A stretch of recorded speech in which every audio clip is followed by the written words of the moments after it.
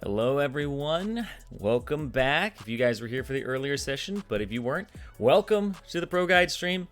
And Chad, I gotta ask you to start us off, are you getting ganked in your own lane? Are you getting demolished? Feel like you can't win?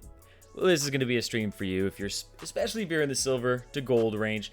We're gonna be playing some games here today, and then we're gonna be playing a little bit later with people who might be in a different bracket. So if you're silver and gold, great, you have more opportunities, but if you are in a different bracket, then you'll also have an opportunity to play later today. So, let's get the show started, guys. Hello, everyone, and welcome to another ProGuides stream. Today, we don't really have too much focused on class in terms of a structured thing. We're here mostly to provide education, entertainment, and engage with you guys, because you guys have been such a great audience to the ProGuides YouTube channel for so long that, with all this whole coronavirus stuff and staying home, being bored out of my own brain, like, it's ridiculous. But, it is a serious issue out there. It is better to stay indoors, and what better way to stay indoors than to play some League of Legends with some of your friends. So, knowing you guys are going to be good at the game when I pick you. Don't let me down, all right? Or else I'll just send you to ProGuides.com.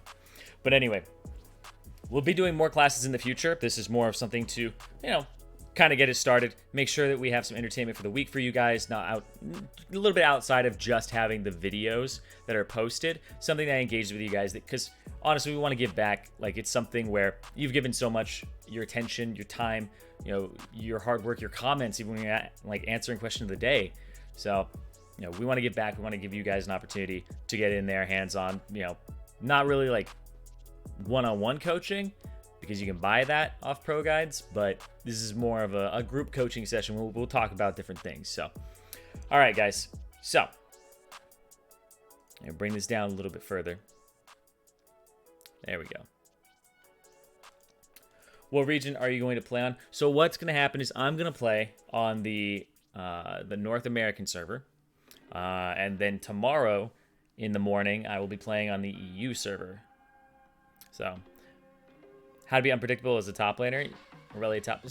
Being unpredictable as a top laner is things like you back, and when dragon's up, you show up the dragon immediately, and you TP back top instead of going top and then TPing the dragon. You can make the fight start, you can get their TP, and you can walk back if you guys are in the fight. There's a lot of different things you can do. You can gank mid lane from shoving with Tiamat, and then you can go immediately to the middle lane. It's really kind of, I would say, flexible. Also, pushing. knowing that the guy's inside the top jungle, you can go ahead and actually invade with your jungler. You can ping your jungler and say, all right, you know, I got a ward down earlier when I saw their jungler on the bottom side of the map. Now he's on the top side doing his red. You just clear like maybe a few seconds before, and then you just go run there. Make sure that you're not being collapsed on, but you have the inside track with your jungler. You can just kind of make plans and stuff like that. What's your opinion on the new Bork, Wits End, Aurelia build? Bork, Wits End is just really strong in general. It makes her like a little less durable in terms of she's really about sustain. So she doesn't really have a lot of stats otherwise. It is very flimsy, but Conqueror is very, very, very good. So what kind of word spots do you recommend as a support main? There's a lot. And I think there's a video that I think is going to come out on really good word spots that a lot of players utilize. So I think that's you can look forward to that. That'll be releasing in the near future. I got thrown something where I'm like, oh, okay, I have to like do voiceover and stuff for it. So because we're at home now, right? Can you do my op.gg review? so that's the thing, is like, maybe we'll do that one day. Maybe one day we'll do op.gg reviews, right? Because this is about entertaining you guys. If you guys want something, if you guys are really just hell-bent on having something and you really, really want it, enough of you want it, then we're here to listen to you, right? We're here to give you what you want. So any good mid laners right now to climb? There's a lot of good mid laners to climb right now. Yeah, a lot of good mid laners. Let me think really quickly. Just look at a list really quickly. So right now I'm going to answer some. So what we're doing right now is I'm just going to answer some of your random questions while you guys are in the chat right now. Then I'm going to gather about 10 of you guys to play against each other, silver to gold range, once I get your IGNs. And then after that match, we'll spectate it. We'll give feedback. We'll talk a little bit about what they do. We'll basically have fun with it. Just like a spectated silver gold match. Everybody loves it. It's always a blast. And then we're going to play a game where I pick 4 other people who might be in a different elo bracket, higher or lower, it doesn't matter. And then we'll play a normal together. And, you know, you guys will get a perspective from my perspective, but also you'll be able to, you know, participate as well. So let me find really quickly. Somebody asked about the mid lane. Okay. Yeah, so right now, apparently Nocturne mid is really busted. For some reason, he's actually getting nerfed next patch. It was just announced a few minutes ago on Twitter that Nocturne mid will be nerfed next patch. Or they're trying to throw some nerfs at Nocturne mid because apparently he's really, really strong. I mean, he's got good wave clear. He's got really good roaming potential. And overall, you know, he gets fed pretty easily.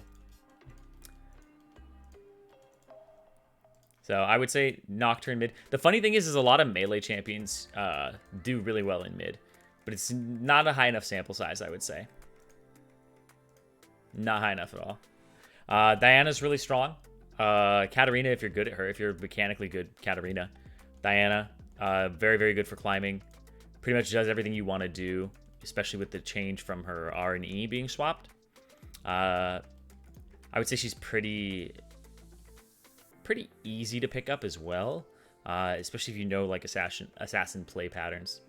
So those are probably the 3 that I would really say, you know, to lean towards. Nocturne for a little bit, but he will be nerfed. So, you know, take that for what it's worth, meaning that the time you invest in him maybe won't like be worth it in a month or like a week and a half or 2. So just be careful if you do practice Nocturne. Katarina, can never go wrong with some Katarina practice. She's always a really good high skill cap champion, especially if you're trying to climb from lower elos and you can just carry, especially roaming with her. Like getting out of lane, you don't need to CS, you don't need to beat your lane opponent, you need to beat the game and you need to beat other people. So Diana, same thing with Diana. One of the most powerful things you can do is just have a champion that has a gap closer mid and you can go roam other places as long as you have gap closer and some wave clear. Because it's like hard to gank for a Katarina, you know? She doesn't have setup for the gank for the most part. She just kind of follows you. So it's not like all junglers can kind of fit what Katarina needs. So instead, wave clear and then pair up with the jungler and go wherever is like the way to do it. All right, so Pike mid, yeah, Pike mid apparently is good too. According to win rate statistics, he's pretty good.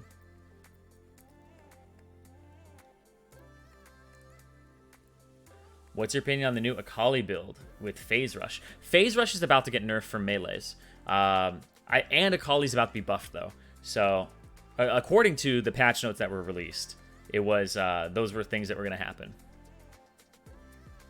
There, I'll actually just to like it's like breaking news, basically.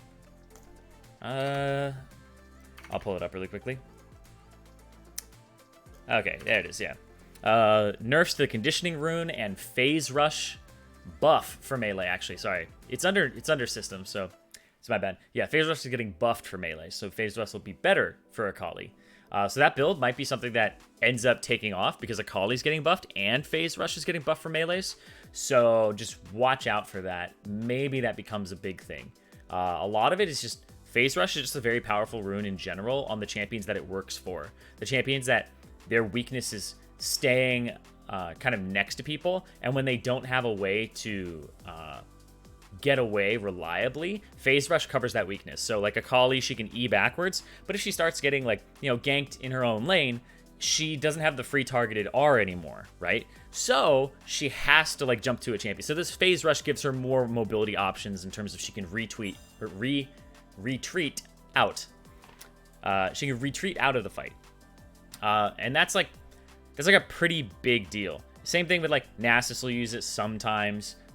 Vladimir is probably one of the most annoying cases.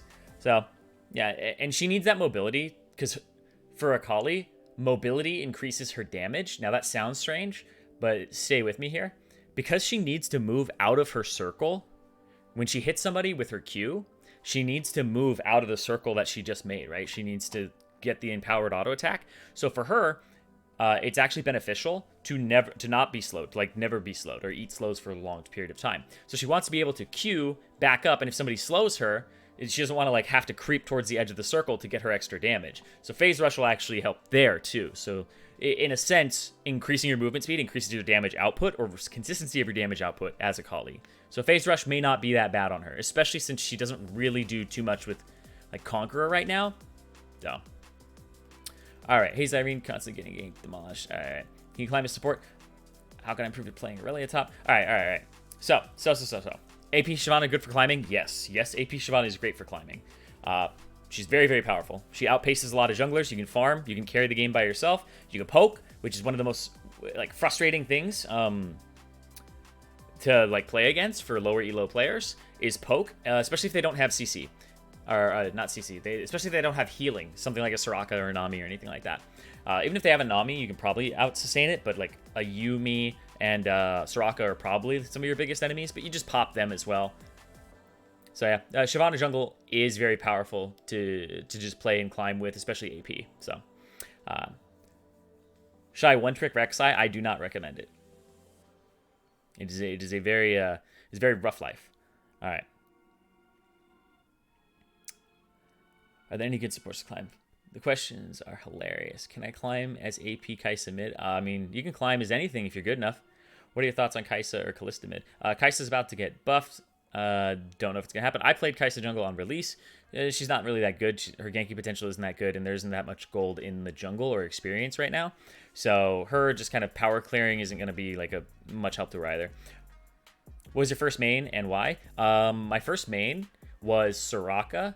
And Evelyn, back in the season 1, back in like beta actually, and the reason was because in World of Warcraft I played Paladin healing and I played Rogue stealth, and Evelyn had stealth. So it was back when she could stealth for an entire minute, and when she came out of stealth, it stunned, and then her ultimate was like resets her cooldowns, gives her movement speed, and like heals her or something like that. It was like some random thing that you don't have access to unless you kill somebody. Is Azir good for mid? Yes, Azir is great for mid, especially if you're good at him. Thoughts on Kalista? Very high skill cap champion. Very oppressive when people are good at it. How hard is it to get good at Poppy? It's not that hard to get good at Poppy. You just have to get used to the E and kind of, I would say, buffering it. Because one thing that people do is, you know what? I will actually go into a practice tool just for this for you. Okay? Like, this is something that takes a lot of practice to get down. Yeah, I'll do this just for you. I actually change which one I'm using based on my mood. The black one is when I'm angry and I really want to climb. That's the one I use. I use this one normally. So, but anyway, so yeah, I'll get in terms of like getting good at Poppy, there's a few things that you need to master. You pretty much just need to master your Q and how much damage you're doing to minion waves, because she'll usually shove pretty hard, and you don't really want to like shove every single matchup. Now, don't ignore my runes and everything like that on this. And let's swap scenes and get into it. Okay, so the thing that this is just going to take one quick second. What I want to show you basically is I want to show you something that I think is underutilized, and it's just buffering. Like, some of you may know about buffering. It's not that hard, but the thing that I see all the time is like people like run up to dudes, and they'll run up, and then they'll like, you'll run up, and then you'll flash, and you'll E, right? Right? But I can actually just click on it here, right? And if I do that, and I don't really have the timing for it, then it's not going to work. But if I E, and then all I do, I'm looking at him. So I'm actually going to take my hand off the keyboard and just show you guys that I'm pressing E. I'm pressing E now, and then I'm just going to flash, and it'll go for me. So I didn't have to click on it after. I pressed E now. You just look at where my mouse is. Just like E, right? It's not on it anymore. E, right? It's like that one, of course, brush, but I was trying to put my mouse all the way over here. But yeah, you E, and then you just do stuff like that, right? So I can just E, right? Things like that. Yeah. Just learn the range. So I don't have to put anything else in, right? So I just E from here, and I flash up here, and the E will go anyway, right? The E will go, but people do this all the time. They run up, and then they flash, and then they E. I see that all the time. It's like run up, flash, E. It's just like, if you really want to catch somebody as Poppy, you make sure that you just E, boom, and that's it. That's it. It's much faster. It's the same thing with Annie. Annie's a really great example of this. I believe this is actually. I'm actually going to go into another practice tool game really quickly for you guys. I think Annie is the best example of this because people do this all the time and it slows down their tibbers. I actually think it's pretty bad. Like, it's actually really, really good to buffer on Annie. Vi, same thing actually. Well, Vi has like some things where you can like Q and you can like Q flash, or you can flash Q. You know, they're different things to react to. Which depending on Star Guardian Urgot. I don't know, man. I haven't seen it yet. I actually haven't seen it yet. Garen Q flash. Garen mechanics, please. Oh, come on, guys. Come on. But yeah, if you really want to hit somebody with an ability, if you like really want to hit somebody with an ability, and I mean like you really want to hit them, right? With Garen, you can do that, but okay. So for Annie, I'll spawn enemy enemy. It's like what I'll do here is I'll put it here, and so people do this all the time. They'll do this. They'll be like, oh, and then they flash R, right? Come here, Tibbers. Oh no, I have to wait the full duration of Tibbers. Come on, man. Oh no, Annie sucks in the practice tool. Die. Here, go int. Anyway. Just go int. Ridiculous. Alright. There we go. Anyway. So. Wave control? Yeah. Get it at like the same time. So yeah, anyway. Why is he trying to run? Oh, low HP? I don't know. Alright. Anyway. So, the big thing I'm talking about here, I'm going to do it one more time for you guys and just kind of show you guys what people normally do. They flash, and then they ulti, right? So they flash, and then they ulti, right? That takes a long time to do, and what I'm going to do for the sake of this is I'm going to do this. Okay. Okay. So what you do is you buffer it. It's pretty easy to do. What I do is I will click on him one time. I will R right here. My hand is off the keyboard. Right? That's all I have to do. You just take your other hand. You can take your hand off the mouse, I guess. Is you put the location in and then you flash after. So. Oh, does he despawn if you fast forward it? That would be actually really helpful. So yeah. So you end up pressing R on him, and then I take my hand off, and it's much faster. It's just much faster. So. Oh! That actually works, so yeah.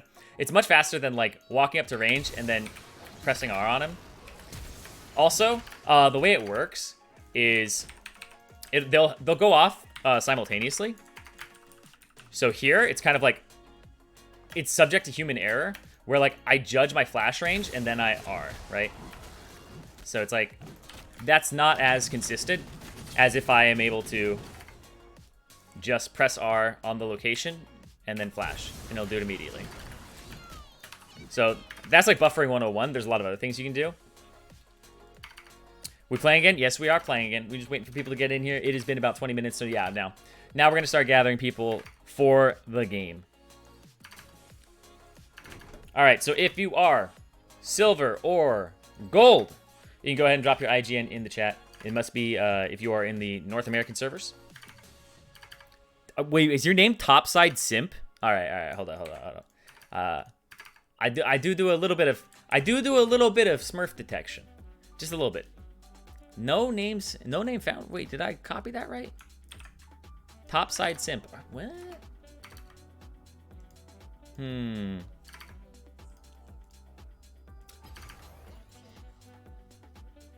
gonna create a custom game. We're gonna make a draft mode because everybody wanted draft mode earlier. I'm gonna see if this exists. That person does not exist. Unlucky.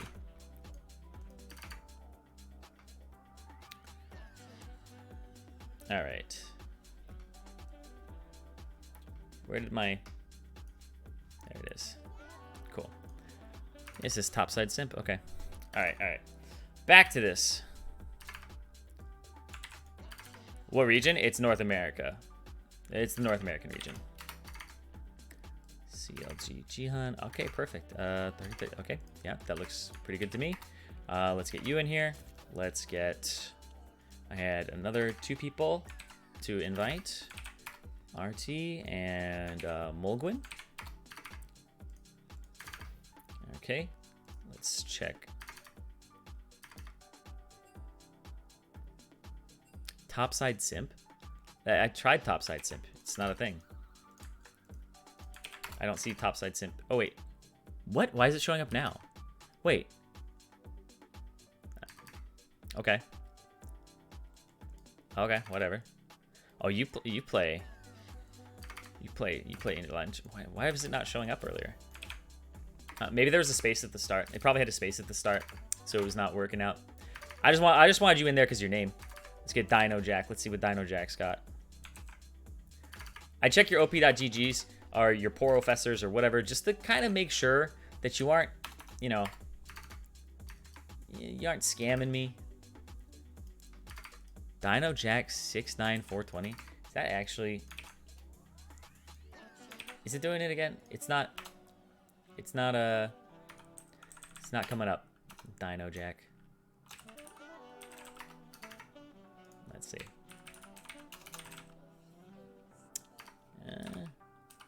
Nope, not coming up for me. All right. Cheesecake. Okay. I think you mean golden, right? Oh, cheesecake. There you are. Cheesecake 00. Okay. Let's get you in here. You seem legitimate. Hide on bush 75. Oh. Let's check you.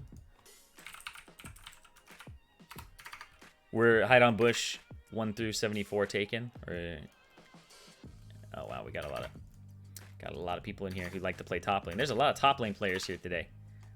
There's a lot of you guys. So there's gonna be some of you playing off roll or playing mid.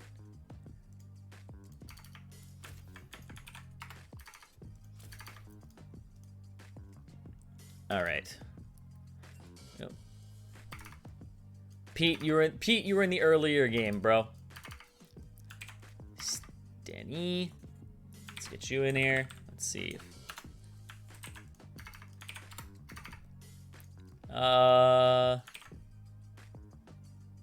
There you are. There's a lot of Stennies. Ooh, okay. I'm gonna pass on that one because it looks like this account hasn't really been played on, so I don't know if it's like a Smurf or something. RZ, let's check you. Silver 3. Okay. Okay. You're probably gonna be a little bit higher than that eventually, but all right, let's get you in.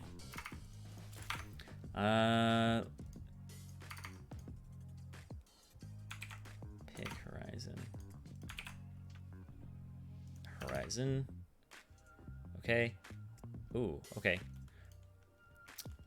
Horizon, you're definitely gonna be much higher than you are right now, and I can tell mostly through the fact that you get a lot of kills and stuff. Maybe you're mechanically good, but you don't CS very well. So you should work on your CS. And I'm because you're an AD player, but you average pretty low in the CS department, and you can get a lot of consistency through CSing. Because your gameplay seems to be okay in terms of getting kills and assists and being part of the team, but adding in spicing up a little bit with just a bit of, let's get him in here, just a bit of the old CS, just getting some of those minions down. You might give up a lot of minions to roam, but Tire Boy 34. Okay, let's check you. Tire Boy 34. Okay. And what I'm going to do is I'm going to find one other person. So we're going to put Tire Boy in here. And then we're going to also invite one more person. Let's see. Takash. You were right under. North America. Okay. Okay. You definitely have like a specialty here is what I see. Takash, you seem like a decent player, but like you got some specialties, Like so you're gonna be gold, but you definitely have a that's not right. Yeah, it's Takash, right? So cool. Send the invite to both of them. Drop the spectator. CLG Jihan. Jiham is the leader. So we'll get Takash in here. Takash is the last person for just this part of it.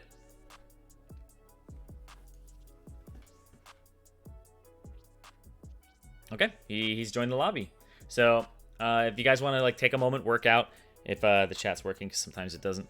If you guys want to work out who's playing what role, you can totally do that. Take a moment to do that. I'm gonna talk to you guys in chat, answer some more of your questions before we get into this game. We're gonna be watching them, basically making sure that we see kind of some pro guides level strategies, because we're looking to see how much these guys pay attention, right? We're going to look for like things like specific ward spots. We're going to look for things like how much are they roaming around? How much are they actually like trying to do other things in the game besides just play it in like a silver or gold way? So let's see. Is it good to one trick Misfortune? Yes, Misfortune's pretty good right now. She's pretty good, and she does a lot of damage. General Annie build for learning? For learning Annie? Because you do put it in an interesting way, because there's a difference between like having a squishy build, which like the normal Annie build now is no longer like Rod of Ages. It used to be Rod of Ages, but now it's like you go Luden's Echo, Sork Shoes, and then like Rabadons or Void Staff, and you can get Zanyas in there and wherever too. But most of the time you don't include a Rod of Ages. But I would say as a beginner, you should either do Proto Belt or Rod of Ages to give you a little bit more HP, because Annie can't really escape many things. I would actually err on the side of Proto Belt if you actually like to use actives and know how to use actives. So I would say that's probably one of the first items you should get, because it also helps you to, move a little bit further. You feel like the teams are unbalanced. Let me check in really quick. Silver, gold. Okay. Actually, hold on. Let's have one of these guys swap. Let's see. Let's swap. Let's swap a silver 3. Let's swap. Let's swap the gold 1 with the silver 2. Silver 2. All right. So topside simp. Can you drop down and then CLG go to the left and then simp go up? Yeah. CLG go left. Sorry, we're mixing it all up again. Sorry.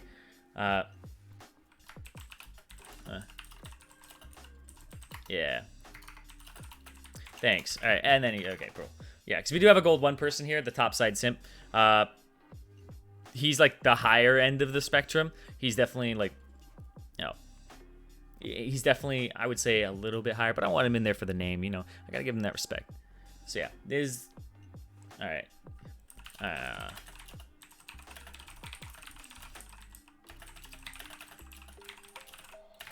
Okay, perfect. So yeah, I'm gonna go back to you guys' questions real quick while we wait. So you've been spamming Diana. Are there certain matchups where Rod of Ages is a better start over Nashor's Tooth?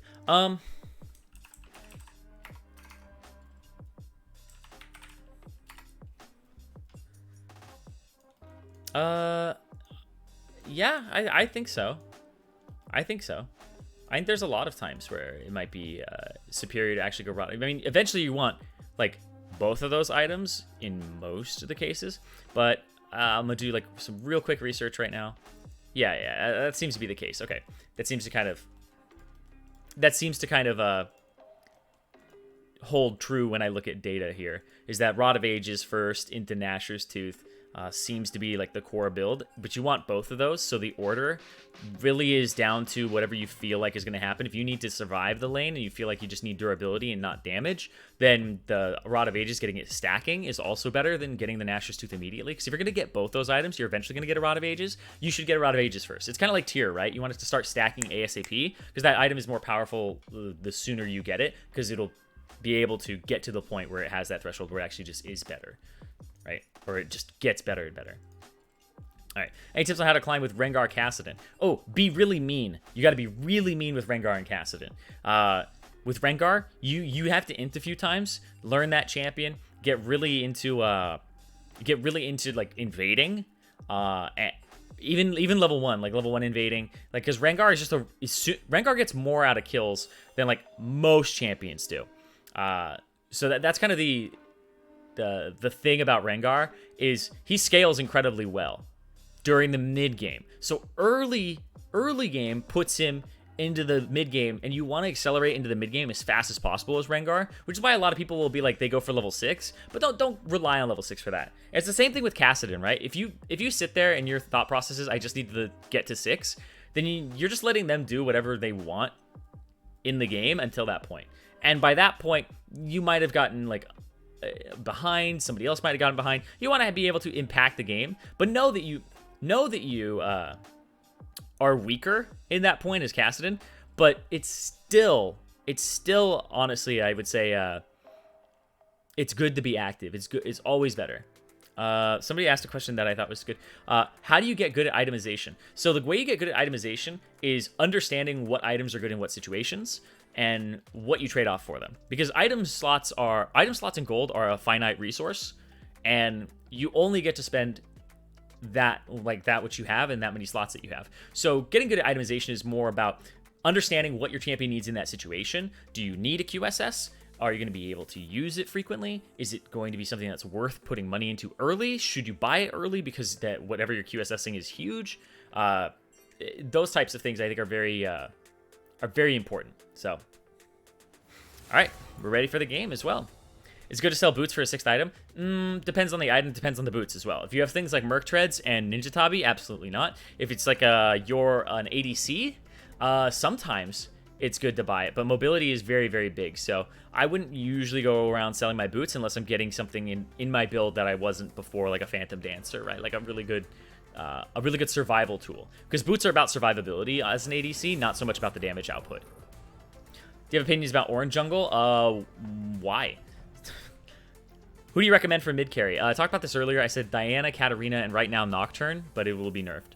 All right, low elo tier list. Low elo tier list. Oh boy, champions that the success cases are very, very, very frequent, and they're also not hard to master. Because there's this thing called experienced win rate, which is how likely are you to succeed on this champion the first time you play it versus the 50th time you play it. So there's some champions where it's like Azir, like the first time you play Azir, 30% win rate. But like the 50th time you play Azir, it's like 60%. So there's like a lot of payoff for playing and mastering Azir. But if it's like you're playing Malphite, Malphite's like win rate the first time you play him is like 50%. And by the 50th time you play him, your win rate is like 51%. So it's like there's not much that changes when you play 50 games of Malphite. Not too much to master there, not too much payoff, but his floor is very like high. So not a high ceiling, but his floor is right there. So if you want to like pick up champions and help your team, you can do stuff like that. But I would say if you're trying to stomp low elo, you either get really good at a champion that it pays off. So getting really good at like Katarina, getting really good at like Azir. Anivia is also one that if you're really good at it, but just finding that champion that works for you. So you might have to like lose a few games and like mess around, play some normals, figure out what you actually resonate with, and like look for that champion. Once you find that champion, you should master it, or at least put the time into it. A lot of people do it with Yasuo, and I'll say like even Yasuo masters haven't mastered Yasuo, right? They've just mastered how to minimize the int. That's what they do. You've been trying to learn Yasuo? Yeah, I literally just said this. Yeah, I could tell where you were going with that. So you had the right idea. I just don't think Yasuo is the right champion. I think like you're much better off playing like a Zed or even a Talon. Like if you want to go low elo stomping, Yasuo is fun, but he is. There are some times where you just have to go, I'm not good enough, and this is too hard. This is too hard, right? Sometimes it is too hard, and you have to accept that. Are you going to put in the time and the work to get better and get good enough to like make it good and consistent? Then maybe, then you can go stream and, you know, be named Mo and have a very successful career off of playing Yasuo. But if you aren't like that, then you're just going to end most of your games. Is Lucian good in climbing? Lucian's good in climbing if you are going to bully people. I would recommend, if you are going to play Lucian, play with a duo with a support. Find like a Nami player or somebody that's an enchanter, and like they buff you. So if you're a good enough player and you like to be aggressive, you don't have to do it with somebody who's like a Nautilus or anything like that to keep you safe. You're safe enough already, right? Like you should have mobility in your kit, and you can just move around very quickly. So I would highly recommend that you duo with somebody who plays like Nami. I don't always like recommend duoing, but I think in that case in particular, Draven and Lucian are two special cases where I think you should be duoing with somebody, because you need to play the game a certain way with your support to really get the most out of that champion. Because if Draven is not getting kills in the game, he's not good at all. And if Lucian is not bullying early, he's going to get outscaled by almost all ADCs. So I would say duoing with somebody who allows you or pushes you to be more aggressive. So find somebody who's a support player, find somebody who's a little bit more on the aggressive side with enchanters, so like a Janna that'll poke, or also the Nami, or even Lulu, but somebody who's going to buff you, and then you can go ahead and do a lot of the work. But yeah. New LeBlanc player tips. What would I recommend to a new LeBlanc player? To a new LeBlanc player, I would say try. I want to be like, I want to definitely do the new stuff, not like the advanced stuff. My tip for you would be, don't underestimate how powerful chain is. The range is usually a little bit longer than you think it is, and don't underestimate the power of cloning the chain. It's very, very powerful to clone the chain. I think the damage is pretty much the same as if you were to clone other abilities, but without like the trigger required on the Q. So I feel like if you mimic your chain, it sets up a lot of plays. It gives a lot of CC duration. It's very, very annoying. So don't underestimate the chain is what I would say if you're like a new LeBlanc player. Chain does more damage? Okay, yeah. So that, I guess that's why that makes sense to me. Is it? Actually, you guys got me thinking because I haven't looked at it in a while. We'll actually check it really quickly.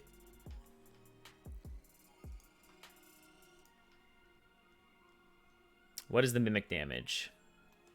Mimic damage. No,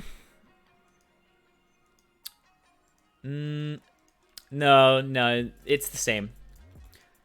So the mimic distortion is the wait, total damage? Oh, yeah. So the mimic distortion is the least, and that's like your wave clear tool. And then your mimic sigil is the same as the ethereal chain. So what I was saying is the chain is like really high damage. It's the same damage as the sigil, but the sigil needs a detonator. You need to hit them with it, and then you need to hit them with another spell. So the chain, you just need to land the first one. The sigil is more reliable if you're going to Q RW and then E, and then Q them afterwards again to kind of finish it. But I would say the chain is the most powerful of the mimics. And I would kind of say, like, focus on getting a double chain combo down because it's very, very powerful. And you guys, see, I know my stuff, guys. I know my stuff. I knew it was the same damage. What's going on here exactly? We're having silver versus gold game going on right now between ProGuides viewers.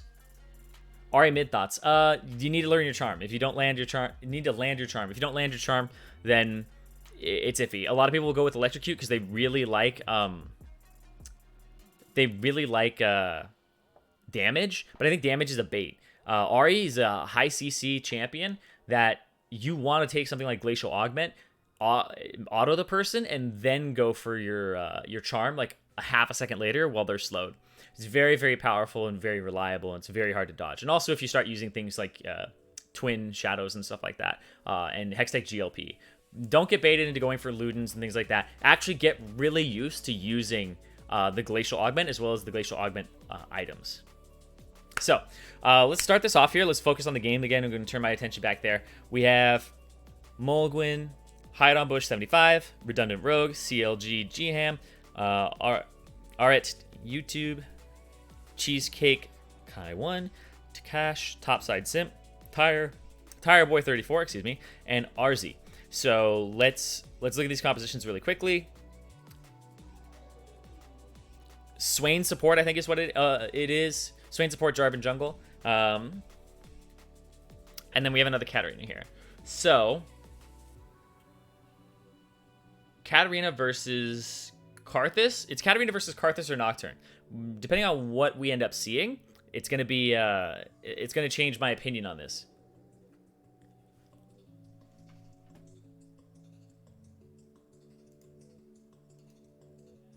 So let's see.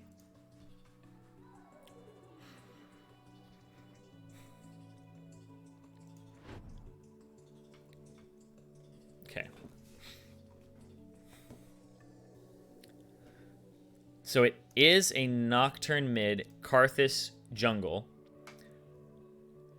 Okay, so it's going to be the Aurelia versus the Yorick. The Aurelia has Ignite, so he's going really aggressive here. I think that the Yorick actually fares pretty well in that matchup. Actually, really well in that matchup. Minus the whole, like, she can get out of the W thing. But the Yorick's 1v1 potential is very, very good. Especially when he has the Maiden out. Aurelia is going to have to be conscious of that, but the Yorick can beat her with split push power. I think the Yorick becomes a win condition because Aurelia doesn't have TP. Because Aurelia, topside simp, you know, he's actually not simp in this game. He's not going for the bot side. He's not going to, like, TP in and be like, "Milady." He's none of that. He's going to just be topside. And if Yorick can actually beat him and TP to fights, or fights happen and he TPs in, like Yorick's going to have more pressure in team fights with the potential TP. He's also going to be able to split push for longer when they have an advantage. So teleport is incredibly powerful, got nerfed early, buffed later, so it's actually better for split pushers like Yorick. So he actually actively becomes a win condition here on the top side of the map. So we'll be watching for that, see what Hide on Bush does, and also if topside Simp can actually shut him down and maybe snowball with the Ignite, because that's what you got to do with the Ignite. You got to make it worth at least a teleport, right? At least 2 Ignites worth a teleport, I guess, in terms of cooldown. So then we'll move to the mid lane. Mid lane is the Katarina versus the Nocturne. I actually don't know this matchup at all. I think a really strong, strong stance is never be afraid to admit when you don't know, right? And you guys are here to learn, and I appreciate that. So I'm like preaching to the choir right now, but like I'm not gonna say I know this matchup. I don't know this matchup. I haven't really played it, haven't really seen it. But what I can deduce is that it's going to be very hard for the Nocturne to lock Katarina down with his Sphere, but he's going to have a lot of ample opportunities to do that with his Q. He's going to have higher wave clear. He's going to have a little bit more poke, but Katarina can play that sustained game. If Nocturne is missing his Qs, he's not going to be able to actually push her out of lane. But what Nocturne should do here is he should be using his Q on cooldown, basically, to clear the waves. Then he should be going bottom side to kill Ashe over and over again. He doesn't really need to go after this Katarina. He needs to go after Ashe. So they need to protect their Ashe. Let's see. So Nocturne, I think he'll have the shove. Katarina has the snowball. Katarina's going to want to do a little bit of the same thing, though. She's going to want to go after pushing the wave, maybe bullying Nocturne a little bit, playing the dodge game, trying to dodge, make him spend mana for wave clear, and try to make him go because Nocturne doesn't really have a lot of kind of mana to sustain himself in the lane, or I guess doesn't have a lot of mana regen, or doesn't buy any extra in his item build, so he's not really going to have too much wave clear before he gets Tiamat. The juicy spell shield. The spell shield is good, but the thing about the spell shield is really impactful against like 1 or 2 champions, or sorry, 1 or 2 abilities that are like high cooldown. But the thing about Katarina is she's literally going to Q you, she's going to E, she's going to Q you, pick up the dagger, E, which is an ability itself, and then she can W, which then puts another dagger on the floor, and she can keep doing that, and then she's going to Q again. So the frequency at which her spells come out, it's like having a spell shield versus a rise, right? The spell shield versus a rise is not that effective. Spell shield's very impactful when you have like high impact spells. That's why buying something like Banshee's Veil against a Corki is not that great, right? Because he's just going to poke it off. Whereas buying it against like I would say Morgana is good. Avaris, if you can dodge the Qs. So yeah, I think that's kind of more the appropriate time for the spell shields. So I think this is support. Yeah, this is support. Cool. Do that. Do this. Done. Okay. So. Oh no, this is not EU. I'm sorry. We'll be doing like EU West. I think tomorrow. If I'm on it, I guess I'll be doing it tomorrow in the morning, and then I'll be doing it in the morning for me, I guess. Yorick ADC. Oh yeah, you guys got me. I don't know why I thought I swapped it. Katarina items. Okay, guys, I'll tell you straight up. This is one of my pet peeves. My pet peeves. And I have a duo that I play with sometimes who does this. Aww. That's unfortunate. This is really unfortunate, actually. But I have a duo sometimes that does this where he will actually not go to lane or go to a position early. And it really, as the jungler, I hate that. Because the game starts at second 0. If you got something to do, you do it before you queue, or you do it after you selected your champion, and you try to do it as fast as possible. You don't select your champion, do your runes and all that. You try to like set yourself up so that you're there in your seat when 0 hits. But he wasn't DC'd because he would be in the center of the fountain. That's actually like really unfortunate. I don't know what's going on here. Maybe she crashed? Yeah. I didn't see any disconnect message either, so that's gonna be really unfortunate. Well, anyway, regardless, sometimes they get stuck in the loading screen. Maybe that was what happened, but we'll focus on the rest of the game here. The good thing though is that they have a Swain who can take over mid and play mid for now. All right, in the bottom side of the map, I would say pretty even matchup, except that the Ashe will push the Sivir in. But now that they don't have that, oh, this is actually an Aurelia win, I think. Yeah, it's an Aurelia win with the Ignite. Okay, yeah, he just went all in on that. He got the Ignite. He basically just made it so he baited the Yorick into thinking the Yorick had a good fight, but the Yorick really didn't there, mostly because of the fact that there's an Ignite on the other team. And he just reconnected, so hopefully it's good. Tire boy, you good? You good?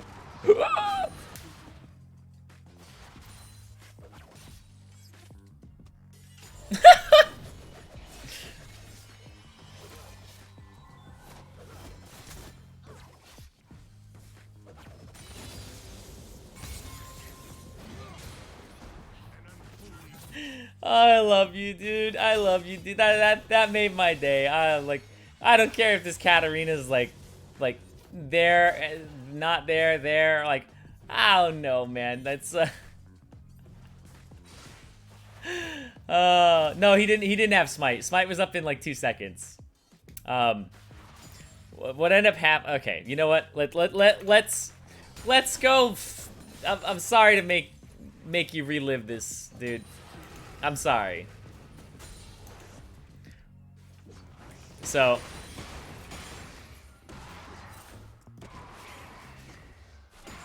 okay. Yeah. Okay, so yeah, he wasn't weaving auto attacks in. You need to weave auto attacks in when you're doing that. That's Karthus at the beginning of the game. You need to Q, weave. Yeah. And this is like, I don't know. This he turned his E off as well. Yeah, I think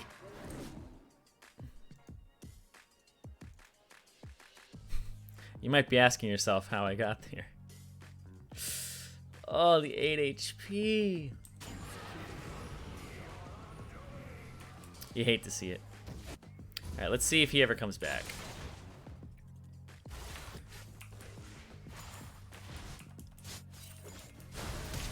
Okay. Looks like he's not here. This is actually a big bummer.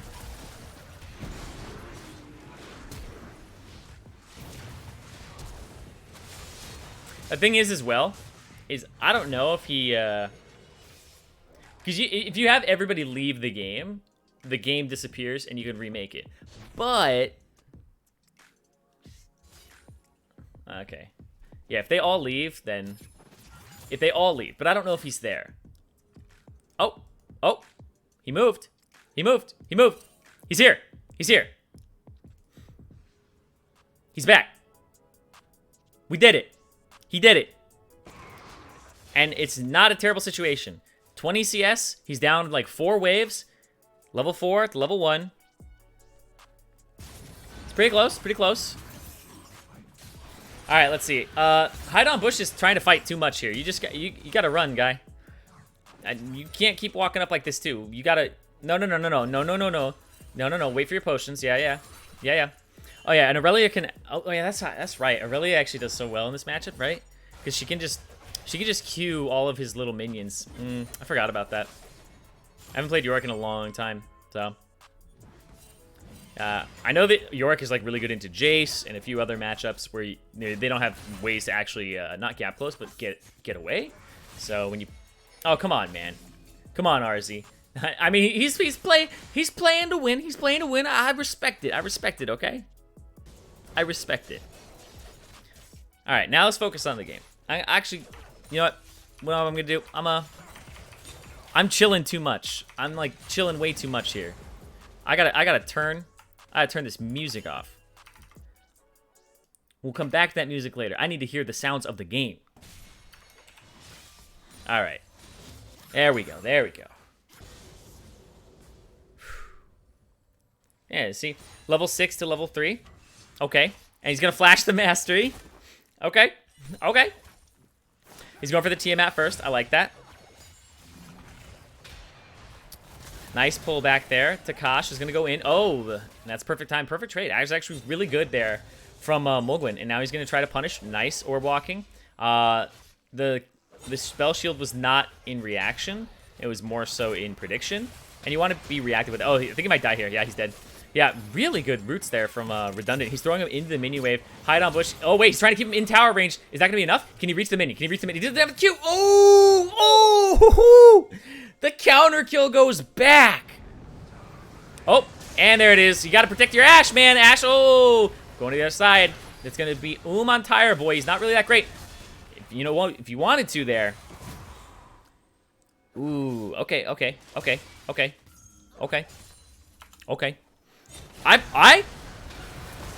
tell you guys right now. I probably would have died here if I was this Jarvan. I would have died here. You know why? Because what I would have done is I would have seen how low that Sivir is. I would have seen how low this Sivir is. I would have seen that this guy's and this guy is basically And what I would have done is I would have flash EQ'd here to try and kill the Sivir. So I would have flash EQ'd here, but she has flash and she has heal still. So that's I would have died here. I would have died here because I'm a really like brain dead aggressive player. So I would have flashed and EQ'd here. So I maybe get summoner spells, but I feel like they may not be able to kill me with this much mana. Like he's not going to do anything. He can't even cast Q, right? Yeah, he can cast 1 Q. He can't even cast Q because, oh, he can cast 1 Q. Perfect. So 1 Q, 1 Q. She has enough for, no, she doesn't. Not even for W. And her spell does not cool down. So she would have to flash or heal here. EQ flash? No. Henlo. Normally you EQ flash, but no. Here, you flash EQ. And the reason you do that is because you want the damage on your Q. If you EQ flash, you don't get damage on your Q. It just knocks up. You don't do damage. Right? And I want to put my flag on her so it does damage. And then I want to Q as well so that I do the damage on her too. Yeah, don't worry. I've played so much Jarvan. He was actually my main for like 3 seasons. But you only get the knockup if you EQ flash, which is a good thing to do if you want them to not react to it. But here it's flash EQ, I think. It doesn't matter if she flashed. You get 1 knockup and Swain gets the yoink. Yeah.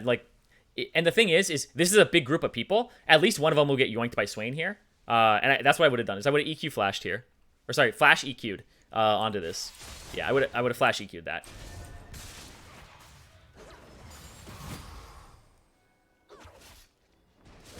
Yeah. Because I would just like that's the thing too is you need to pay attention. You need to be sometimes you need to channel Tyler 1 and you need to actually look at not just their HP but their mana and think about what they can do with that because they had none. They were out of mana.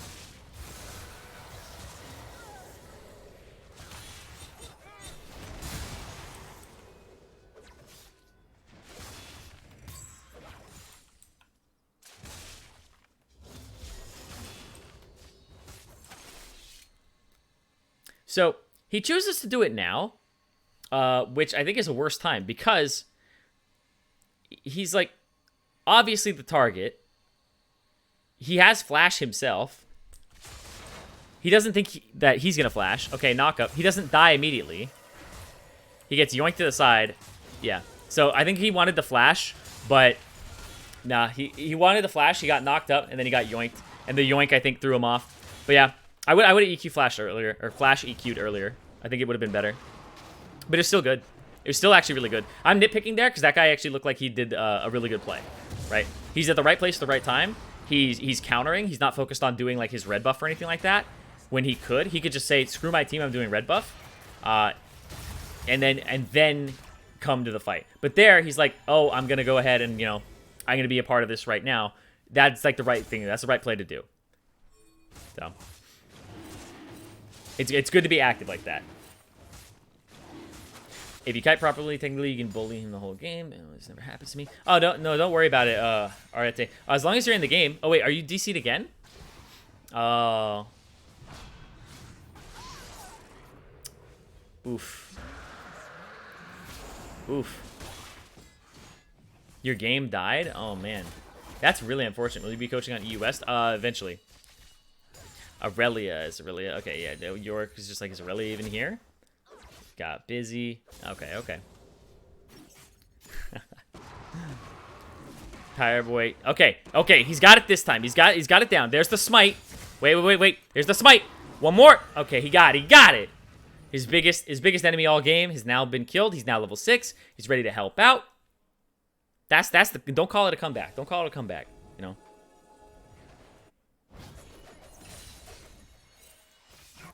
Yeah, he's got the sweeper already. He's got the clear going. Let's see. Okay. Yeah, so he just needs to kind of farm, pay attention to, like, that's how you play Karthus, is you kind of just wait for your lanes to do their thing, and then you just show up, you know. It's been stuck at 8%. Oh, no. Uh-oh. Oh, and dead. Yep. That's really unfortunate, dude. Like, I don't know. I can't really, like, say much about it. Here's the Yorick actually winning this. There's the kill. But the counter kill comes out.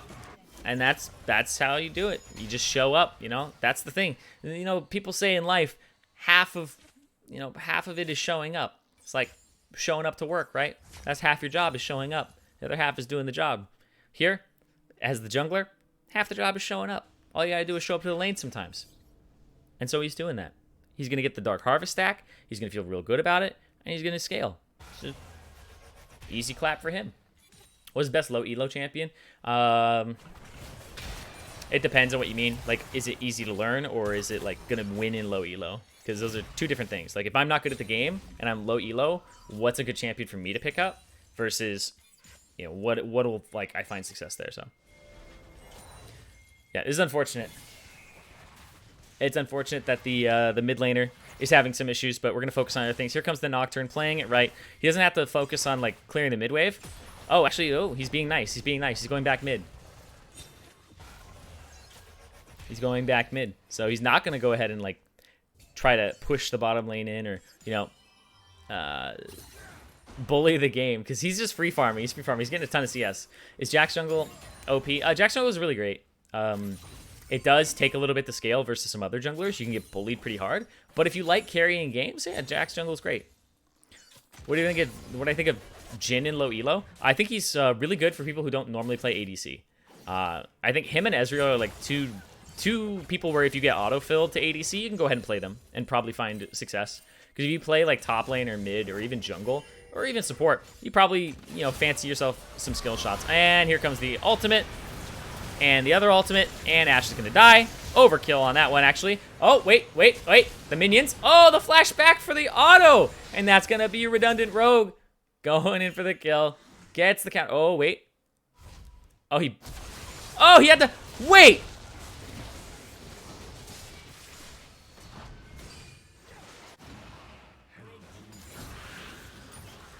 He BM'd. The Jarvan came out of nowhere, and then he had to flash because of it. So, oof.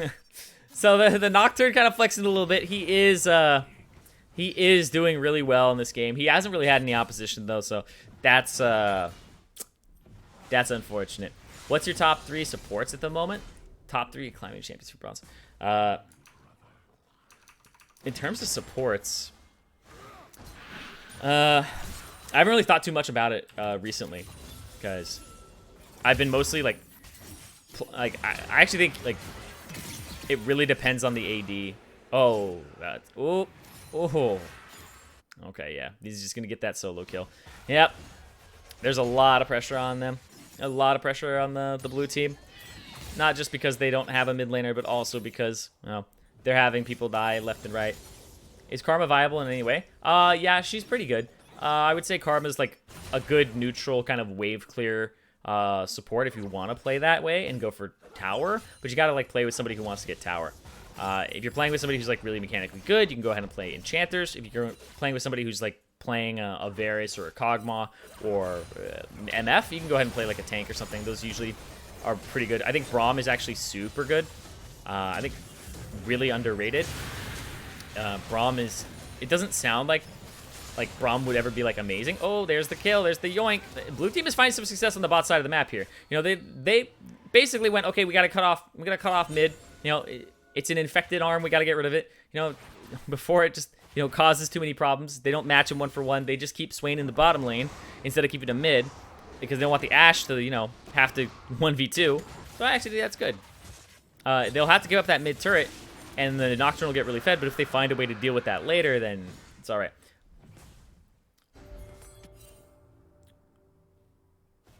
How about Janna or Soraka top? They got nerfed. They aren't really that great anymore. I would say like some of their strengths were toned down pretty heavily. Janna's like a weird one because she's mostly poke because she's just really obnoxious. So, Lulu top any good? I mean, ranged top laners in general, no matter what, are always going to be at least a decent / good. Depends on the matchup. If you're into a melee, you pretty much have free reign and play Lulu as long as you have a, you know, if you have like a Twitch jungler or something, or you have somebody who frequently auto attacks from mid, then yeah, you can have like Corki mid and Lulu top is good. What do you think about Swain? Can you escape low elo? Yeah. Swain's a champion where you can be tanky. Your team can mess up, and then you can kind of cover for those errors. And he also provides a good amount of CC. Oh, gotta get rid of that last minion.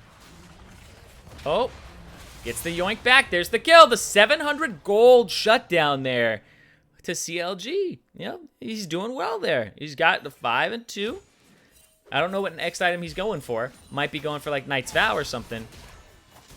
But here's the thing. When the Katarina gets back in the game, she's gotten a lot of passive gold. What's she at right now? She's about 5,000 gold down. She's got like half the gold of the ADC. She'll start making gold up pretty quickly, but more importantly, she'll be making the experience up pretty quickly. I think that these guys, overall, you know, there's still a chance for them in this game. They just have to have the Katarina come back at some point. If not, it's pretty hard. How about Graves mid? I've seen Graves mid.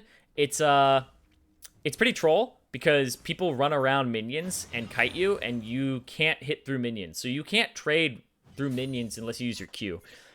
So when I played against one, it was really easy. You just play Lucian mid, and you just auto him while he can't auto you, and you just win. So, but he does do a lot of damage later when he starts bursting people. What about Ivern mid? Okay, you guys are trolling me now. Oh, there it is onto him. There's this flash out. Tire boy. Oh, the fear. Oh, nice! Turned him into a kebab. And let's see. Topside simp. There's the ignite once again. Oh, the flash to finish it off. And here comes Redundant Rogue. Redundant Rogue has tried a lot in this game to make something happen. Oh, wait. Oh, there's the damage. Oh, but he's not that tonky anymore.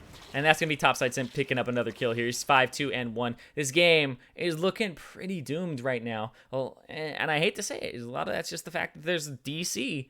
I know he said he's sorry and all that, but, you know, it's totally fine. Everybody has issues every now and then. Sometimes you get this game. But statistically, if you play enough games of League of Legends, the DC will also be on the enemy's team the same number of times as on your team. Statistically. Unless you're the person who is, you know, having bad internet yourself.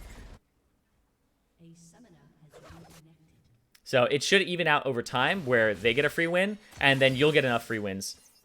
But it doesn't mean that it happens like immediately after. It might happen like 2 months later, 3 months later or something, but it will actually even out over time. Hey there, climbing a ZOTP, some advice on playstyle. I'm pretty comfortable with him. Poke. It's mostly shuriken poke in lane to threaten all-ins and then roaming. I think one of the things that Zed players mess up is they get good poke down. They like WQ in lane or they Q in lane and they land all their shurikens and they get the person chunked down a bit and then that person plays really passive.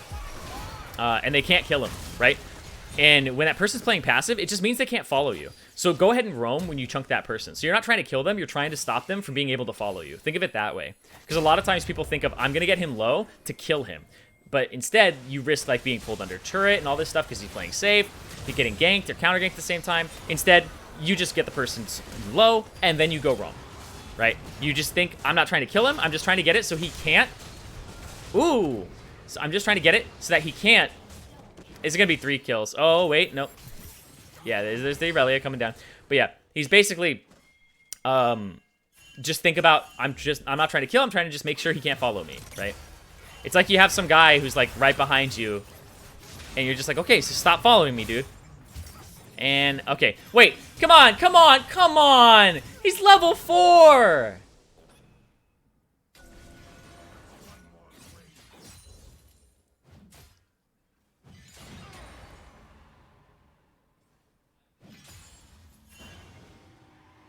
That's a scumbag Aurelia, dude.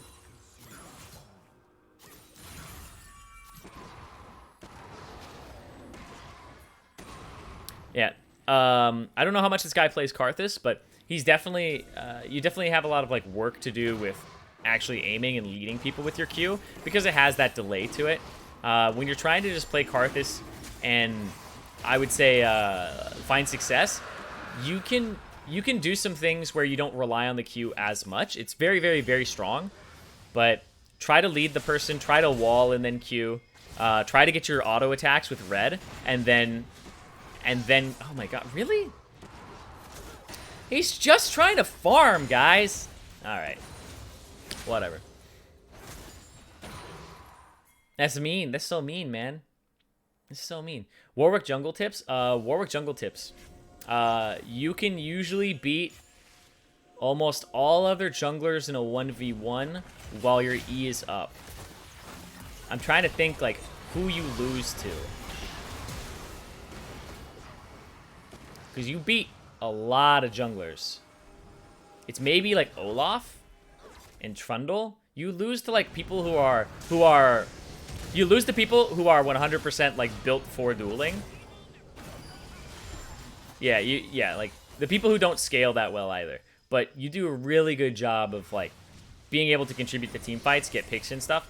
So I would say for Warwick, the biggest tip I would have is just don't be afraid to invade, especially when you start having blood scent and just go all over the place. Because you probably already know that, but don't be afraid to invade them. Don't be afraid to kind of put them behind even further.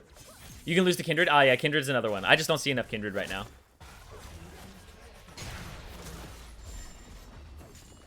What is my role in team fights?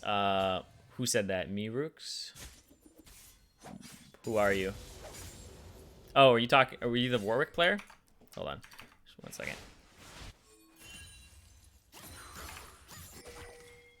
Oh, you were the Warwick? Okay. So your role in team fights as Warwick is to soak as much as possible. You're not really like a... So the thing about Warwick that people get wrong is they think he's like a pick champion, but you're actually a frontliner who you're not supposed to dive. Like, your diving tools aren't that good. Your skill shot lands on the first person that it hits, so going past frontline is not that great. What you want to do is you want to soak damage with your E, and just, you want to soak damage as much as possible. And what I mean by this is, like, when people are hitting you with skill shots, they're not hitting other people with them, right? And that sounds obvious. What you want to do is you want to eat skill shots while your E is up. You want to heal back up with Q, and then when you get low again, you want to R somebody, because you just R the tank or whoever's in front of you. That's how you team fight as Warwick, is you just try to sustain and be as annoying as possible and stay up so that your guys can deal damage. So don't R immediately to like get a pick. Just like move your front line forward over time, and then you E, absorb damage, Q. Hold on, we're gonna pause this and we're gonna back up really quickly because it looks like shit's going down. So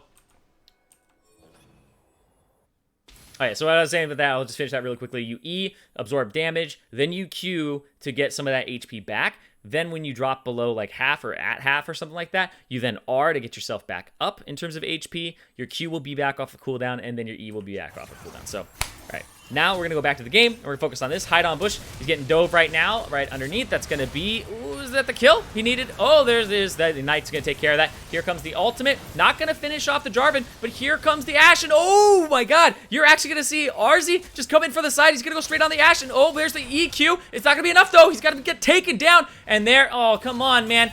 Oh, he's just trying to play the game.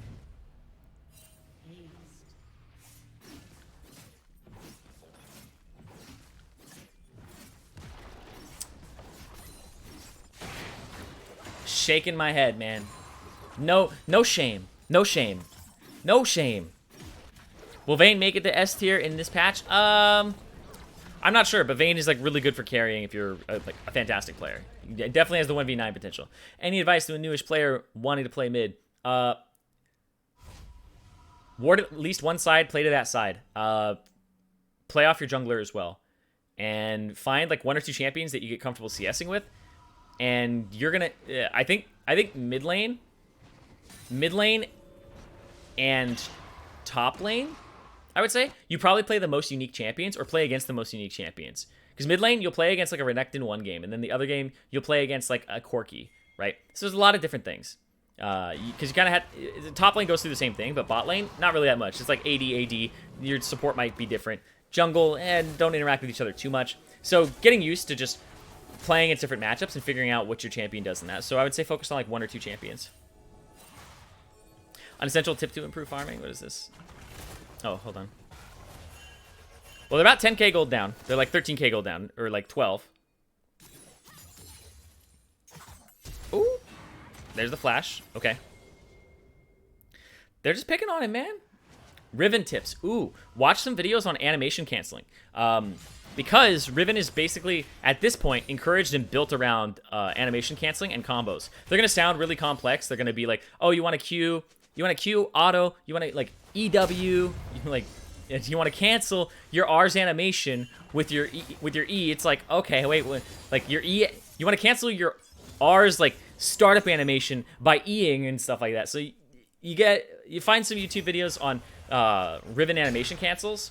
I think like Boxbox, Adrian Riven. There's a lot of great resources out there. I think Revenge might have made one too. But it's a very, very complex champion, and get ready to play basically a fighting game is what I would say. What's your opinions on Aurelia's stance in the top and mid lane metas? She's just strong. Ever since her release, she's just very strong. She's hard to deal with. She sustains a lot from her Q, attacks a lot from her passives, and then also just buys items that make her scale and like become really oppressive alongside Conqueror. She ends up getting so much in terms of HP back.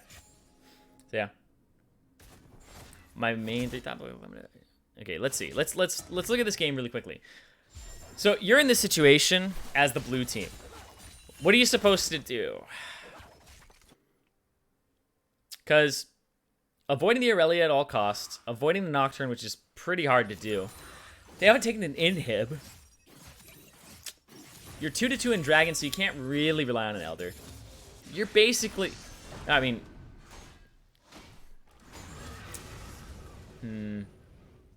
Anything short of, like, a heavy int from the red team is a loss for you if you're blue right now. So you have to kind of wait for that opportunity. I think using Ash Arrow to find people to pick would be the thing to do. But the issue with the other team is... Yeah, exactly. They have Nocturne ultimate, and they have Karthus ultimate. So even if... Oh... Even if you did get an Ash Arrow on somebody, you're probably going to have those 2 champions back them up. This is kind of like a semi-global type thing. Oof. Alright, there's Karthus ultimate. Actually going to not finish off anybody. But he was fishing for it. Oh. Couldn't really get a Q over. Was maybe thinking about it. Zed Electrocute versus Conqueror. I think... Is Conqueror what people are doing more now? Actually a really good question, because I think... I've seen... Okay, is it Electrocute? Okay, so Electrocute... Conqueror. Yeah, so it's like Conqueror. Oh, wait, there's a stun. Do they have the damage? There's the pullback. Okay. That's 1,000 gold to Jar Man. Oh. Okay. Almost. They tried to get more off that. But, you know, just having the cat. Yeah, there's so many bounties. You see, Jarvan just went, yo, there's a 450 gold bounty on Karthus, Aurelia, and Nocturne has a 700 gold bounty. So, it's like 1,000 gold can go over to you. That's just like 2,000 gold plus. Hide on Bush trying to get a kill here. There's the Sivir. Sivir's down. There's the ultimate. On to Ashe one more time. There's Katarina. Katarina in the thick of the fight. Ooh, he just dies. The Swain is trying to do so much here. He's the only remaining member who doesn't get the flash over the wall. And it's tragedy again as the triple kill goes over to Arzine, makes him 15 kills, 4 deaths. And they're just going to start pushing this one straight down the mid lane. They'll be able to get this inhib here with 20 seconds left on anybody on the blue team. So back to Zed with Conqueror. So one of the big things of going Conqueror is you also get to do you also get to get things like cut down, and you get to take Presence of Mind, so you can actually get like more maximum energy. And I believe it's a higher win rate right now than Electrocute, but people don't run it in high elo really, not that frequently. But I think it's good.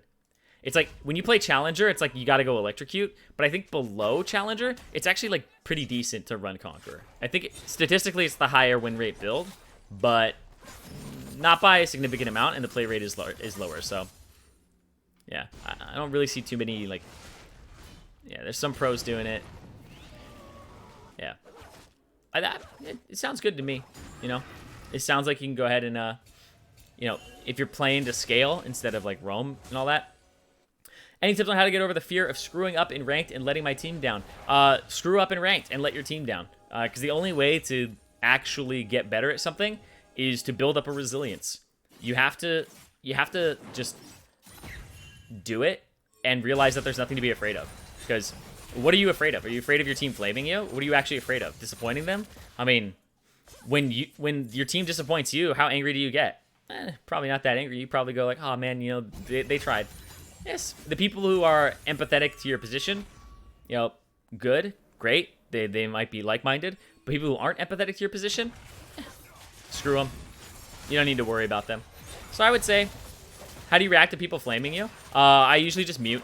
There's no reason to continue the conversation. If they're gonna be, you know, unreasonable, I'm not gonna interact with somebody like that. You know? That's the thing, is I'm not going to just sign up. This is like when somebody like honks their horn at you and like tells you to roll down your window. I'm not gonna roll down my window at somebody that I know is obviously gonna like yell at me for some reason. Especially if, like, I know what I did, where it's like, oh, I'm sorry I cut him off, right? It's like I didn't see him. That was my bad. I don't need to be, like, yelled at. You know, I don't need to be, like, treated like a dog. All right, let's see. Oh. Here comes RZ. He's so fed. The fear. Here's the Swain ultimate. There. Oh, EQ. Only going to hit the Aurelia. Not everybody's here, though. There's going to be the ultimate. There's the stopwatch, too. The double kill goes over, and that's going to be the cleanup there. And Katarina is the only one surviving right now, the only living member. Going to flash over. And that looks like it might be game. Yeah, CLG Ham, sorry about that. Probably pretty unenjoyable time for you. I apologize. You know, there's nothing I can really do about that. That's like a doomsday worst case scenario where, you know, somebody's not connecting to the game and he comes in later. So you can't even get a remake. This is actually like the nightmare scenario for this type of game mode, is that. So, yep. Play another game. So we're either going to do one or two things. We're either going to play another in-house with, you know, 10 people, or we're going to do one where I play with 4 people and we go into like a normal together. So one of them gives people way more like chances, you know, to get to play. And the other one is more of like a, I would say, you know, it's more of like a, not intimate, but, you know, it's like more of a smaller thing, I guess I would say. Play with 4, 10 people. What server? It's North America. It's North American server. It's NA. In-house. Okay. Room for iron, yeah. I prefer the 10. Okay. Play with 4. Okay. It seems pretty split. It seems really split right now, actually. Thoughts on Silas Jungle? He's strong, and he continues to be strong back and forth. Can we have a second chance from morning? I mean, if you were in the morning game, then I would say, like, pass on it. Here. What do you guys think? Do you guys think... Hold on.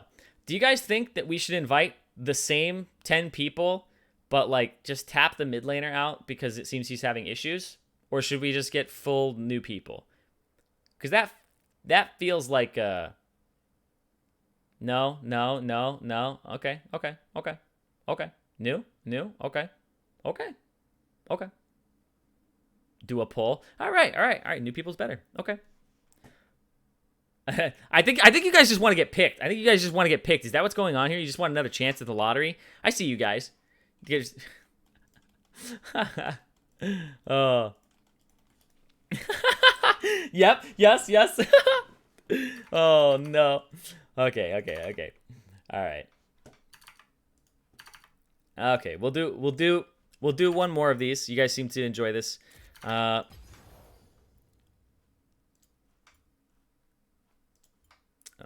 me do this. Change the scene. Cool. All right. If you are in the appropriate ELO bracket for this, let's look at TomTom202.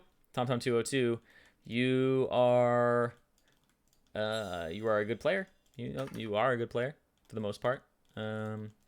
Okay, we'll get TomTom in here as our first person. TomTom202. Let's get Charles3313. See what he's got. Sorry, op.gg, you guys, just to make sure that you're not gonna like smurf on the game, like this guy here. Like Charles, I think like, dang it. So this is tough because Charles actually has like really good win ratios in Gold 3. Like he's like 58%. Which is definitely like about, he's got like a 65% like Garen, a 68% Tryndamere. He's like a split pushing god, 73% on Darius, and these are all above 30 games, by the way. So I'm kind of like, that's like, you're probably gonna hit platinum. So I'm gonna say pass on that one. So like, don't worry, we'll have a day where it's like we can get the platinums in, we can get the people who are like maybe a little bit better. You're a Zach player who actually does better on other things, so good luck. They'll bring you in here, Zach. Let's see. Aim on. Okay, gold 4. Okay. Interesting. You have like good Kindred win rate, good Jin win rate, and then like everything. You're playing like a lot of Jin. You're doing real well on it. You're doing really well on it, Amon. You've hit platinum before. You've hit platinum 5. Okay. Back when there was a plat 5. Okay. So you're like a player that you... I'm just going to guess that you probably... Yeah, maybe I'm completely off base here. Maybe I am. I don't know. I'm going to take a guess and say that you either took a big break from the game and you like didn't play after you hit platinum, and you just kind of like were like, oh, okay, you know, I hit plat. That was my goal. And like season 9 can't really get back up there, but you're not like playing as much or something, or you're somebody who you end up tilting a bit after some losses. I'm not sure, but yeah, we'll see in this game, because I think you're probably on the higher side of skill for players, but don't think you're like, basically what I'm saying is I don't think you're your true elo right now. That's what I'll say. Okay, Fox of Deception. Okay, what is this? Gold 1.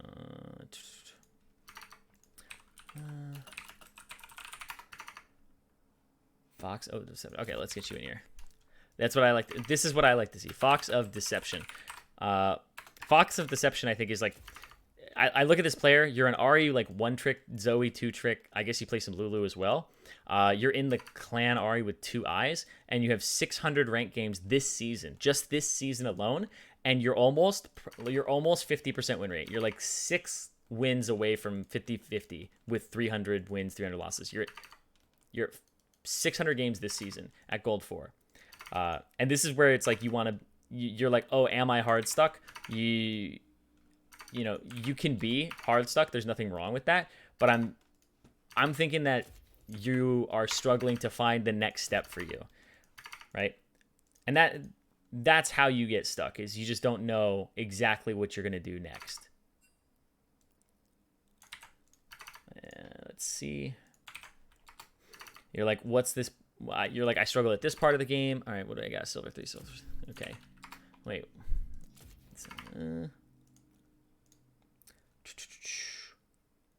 Gold 3. Okay, let's check you really quickly. Xenos the Legend. Gold 3. A Felios player? Disgusting. Absolutely not. Absolutely not. Get out of here. You are not. No, I'm just kidding. LP hijacker, huh? Okay. What? I wonder what. Okay. Okay. LP hijacker. Okay. Oh. Oh, are you not? What? Yeah. I gotta take away the space in the middle. Okay. Okay, Riot. Okay. Let's see. Is that everybody? So now I gotta invite. Oh, that guy. Nope. Web spider. Sorry if this is taking a while, guys. I apologize. Okay. And we'll get the last two. Many good names. Meow of Doom 720. Why did that not come up? Okay, there we go. Sorry, you're bronze 4. You're a little bit too low for this game, but in the future we'll have one that you can play in. Yes, at one point we will be doing a Pro Guides bronze, and you know what? That might be one that I think Christoph can like help out with, and maybe like help commentate at one point.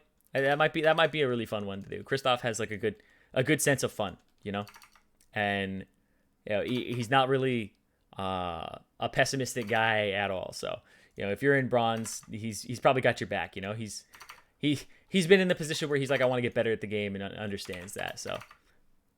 It is. Maybe I'm just picking the wrong ones, you know? Maybe I'm just like looking at the wrong ones because I'm getting a bunch of like okay. So I found one. And Uno Mas. We have one more to go here for the last person. Who is it gonna be? Who's it gonna be? Let's see. I've seen your name like at least 3 times. And Swiss, your account is like level 4. You've like barely played. If you're EU, don't worry. We'll play with you like later. So tomorrow in the morning. Nidivore V3. Okay. That I got it. Do I gotta get rid of the space? Okay, it just doesn't like it. Okay. Rom W6.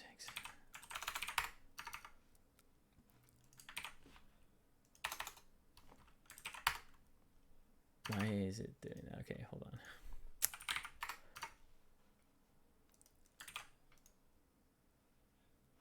Summoner not found. I don't know if you guys sometimes mistype it or something, but when I sometimes end up hitting the enter, it does not go. Bronze 2, okay. Sometimes you guys hit me with the wrong what? Goop. What was wrong? Was there something wrong with Goop? What did I see? I put Goop in. You're silver 4, and you had like, but oh yeah, you're silver 4, but you're a good player. You probably actually you could probably hang with these guys. So let's put you in, and let's put you in. Let's get these 2 guys in there, and I'm gonna jump down. There we go. Let's see. Hold on. What do we got? What we got? Silver, gold, silver, gold, silver, silver, gold, silver, gold, silver. Okay. Let's do it this way. There's a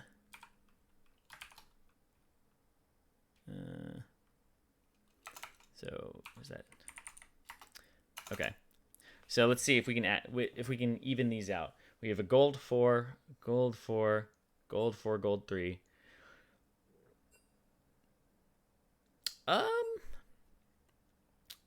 Me go left.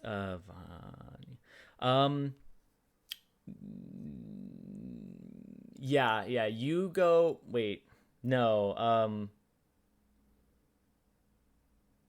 Let me see, because having the 2 silver 4s on one team, I think, is a large disadvantage. Web, I leave. Okay, whatever. Having the 2 silver 4s on one side is a bit of a disadvantage. So I would say, having one of them jump over to the other side. So let's swap Goop and Tom Tom. Goop and Tom Tom, if you guys can swap.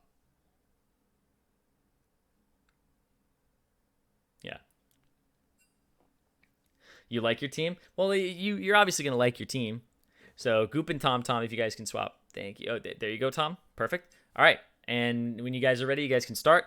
We'll get into our second game, basically to make up for the other one. I'm supposed to stop the stream at 6, but I'm gonna do it because it's not enough time.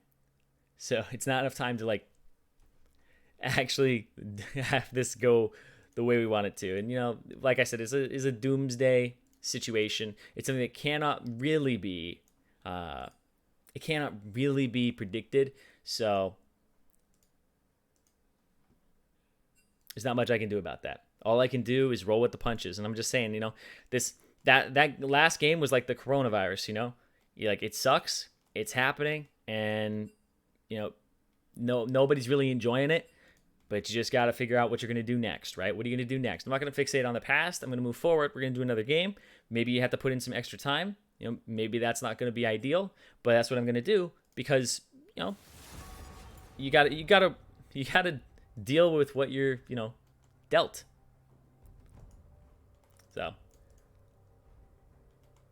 and what server are you playing? This is North America.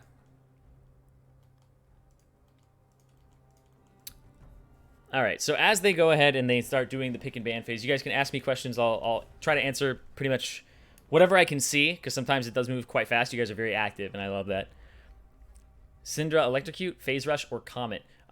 Usually just Electrocute, because you're trying to kill people. Comet is... I don't think Comet's very good on her. I think Phase Rush is good if you're in a matchup where you feel like they need to be melee range, and there's like enough melees on their team to warrant taking Phase Rush. Thoughts of Janna jungle? Probably terrible. Can you look at my stats? I'll do that on a different day. We'll probably have something where I review and maybe give people advice on a different day. Will this be a VOD? This will be a VOD. Tips for playing... Tips to play for Garen player. For a Garen player?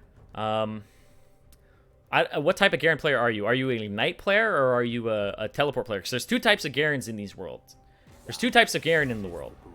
There's the Ignite and there's the TP. If you're the TP kind and you like using Teleport, then you should definitely be trying to make plays happen with your team and then TP to other sides. If you're an Ignite Garen, you gotta kill, right? You gotta buy those Berserker Greaves. You gotta just spin to win on the enemy.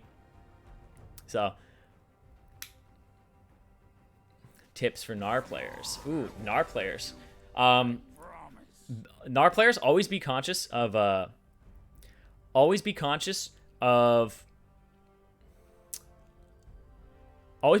your bar relative to the fight. So the best Gnar players that I ever play with, I always go, wow, he had Mega Gnar up right in time for that fight.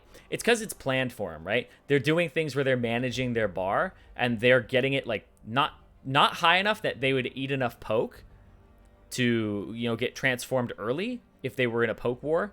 So if you're up against a poke team, you need to make sure that you have a little bit of wiggle room if you're going to do a dance with them before you go in, but know like how to manage that. Don't have like half, have like a little bit over half, but don't have enough where it's like 90 and you're about to change, because then you're forced to go in. So a few autos and then you'll be able to just bounce on over. How can I climb as a top laner? One of the best ways to climb as a top laner is to pay attention to a different lane. So unless you are much better than the person you're playing against, which, granted, that's how like TF Blade will climb, a lot of other people will climb, is just being substantially better than their opponent. And that is a lane that almost never gets attention from junglers because it's opposite the side of the dragon. So what will end up happening is that lane will just be abandoned, and if the person is way better than you, they will freeze on you, they will punish you, they will kill you multiple times, or they will force the jungler to come up. And when junglers don't want to go, then the freeze can't be broken. So I would say focus on learning how to freeze and manipulate minion waves. This goes across like all top laners, so that when you get an advantage, you can constantly punish them. You can just kill them. Like, that's the thing, is once somebody dies to you, it is now more likely that they die to you in the future, because you have more gold than them, right? So statistically, you actually have more combat stats, and you want to make that gap larger and larger and larger so that they're just constantly easy to kill. So learning how to freeze minion waves, and also learning that when you're in a matchup where you aren't getting a lead over your enemy, because you aren't substantially better than them, learning to roam mid, learning clever ways to roam mid, because what you can do is you can back, and instead of running straight top, you just run straight mid. You run mid to the top bush of mid, the pixel bush, and then you gank mid, and then you go back up top if the guy's gankable. Otherwise, you just roam down there, and then you go up the river, and then you place a ward in the river on your way up to protect you, and then you just end up in the lane. So I main Evelynn. Any tips to get past gold elo? Evelynn is a very tough jungler because she does a lot of damage, and you have to manage that. You can't be too hungry for things. Don't go for 50-50s or 60-40s. Look for like the almost surefire thing late game. Early game, take the 50-50s. It's fine. You can just know that you can also tap W, and W will give you the shred. If you just tap it, you don't have to wait for the heart to show. You just tap it, go. So I've seen like one-trick Evelynn's just like WE when the person's right in their face, and just do that very quickly. So that they don't give themselves away, right, with like the forming of a heart on top of the person's head. The other thing too is you wanna be able to get Dark Seal, and Dark Seal is like a really big thing for her. If you start getting kills, then you do a really like good job at making sure you snowball, which is her whole thing. So let's see. Okay, we're in the 3-minute spectator delay really quickly. But the last thing I wanted to talk about was the the WE slows them by 65%. It doesn't charm them, it slows them. Yep. Yeah, okay. Yeah. It's like it's a lower duration. Yeah. So, yeah. Yep. Okay. I think. Where is this? Maybe it takes.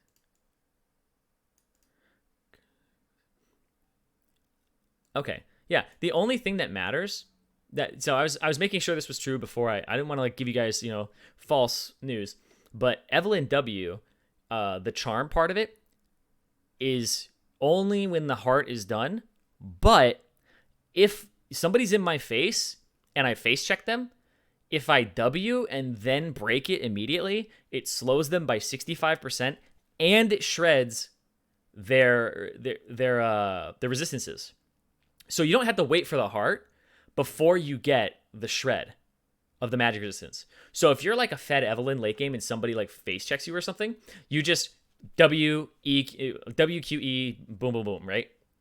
You just do that very quickly. So you don't have to wait for the charm to go off. You can just burst the person very quickly and get out. Because that's the thing about Evelynn is the prep time gets her killed all the time. So the shred is the big part. All right, so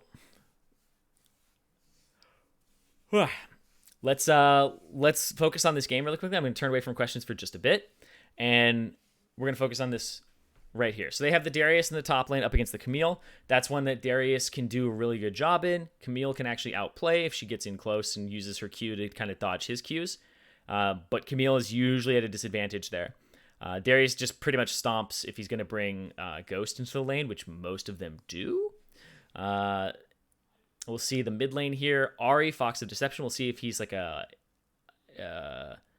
Electrocute or if he is a Glacial Augment type Ahri player. But he's going to be up against Xerath, which is a interesting matchup because they both have a linear skill shot E that stuns / charms. And then they have like poke damage, chip damage. But the difference is the ultimates are polar opposites. One is an all-in and the other one is an artillery.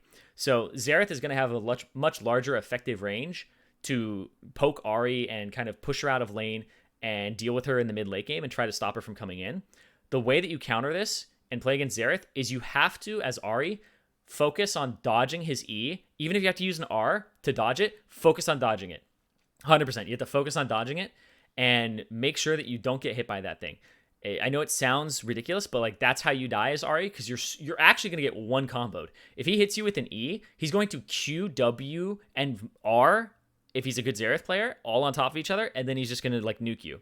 So you have to dodge the E, and that'll allow you to dodge the Q and dodge the W and dodge everything else with your R, with your ultimate. So it's that, but also you have to find unique angles. If you're trying to play front to back versus a Xerath, it's not really going to work. You have to find a flank. So Ahri's going to have to try to flank, Echo's going to try to have to flank, and then the other 3 members of the team are going to be like the front line / the ADC in the back. So Ahri and Echo should be flanking, pincering from opposite sides. Ideally, on a Xerath. Xerath should have somebody threatening him from the front and then from both sides so that he has no safe place. Now, there's really good peel here with the Gragas as well as the Thresh, so it'll be hard to do. And that's why Assassins are hard to play, because a lot of compositions come together like this where it's hard to reach the backline. It is hard to end up hitting that person and sticking to them. So the Ahri is going to have her work cut out for her, because the Xerath typically wins this matchup unless all the things kind of go Ahri's way in the mid-late game. Now, the bottom lane, Thresh, Leona. Okay, so here's what I like to say is Thresh counters Leona unless it's like a bad Thresh or a really good Leona. But even then, really good Leona still struggles. So like a good Thresh should counter Leona. You should be able to hook the ADC. You should be able to flay all of her engages and stuff them and then make her take a lot of damage. But not everybody's like that. Not everybody's able to react to the Zenith Blade and actually stop the Leona from getting in. Because once you stop her, she doesn't have a second gap closer. So she has to take all of the punishment as she walks towards you or walks back. Jhin is also like a really good person to combo off of Thresh versus Senna, who has Glacial Augment. So the Jhin is in a position where he's actually going to be... I'm going to put it this way. I would not want to be Jhin in this game. Because I feel like I'm just going to have everybody on top of me.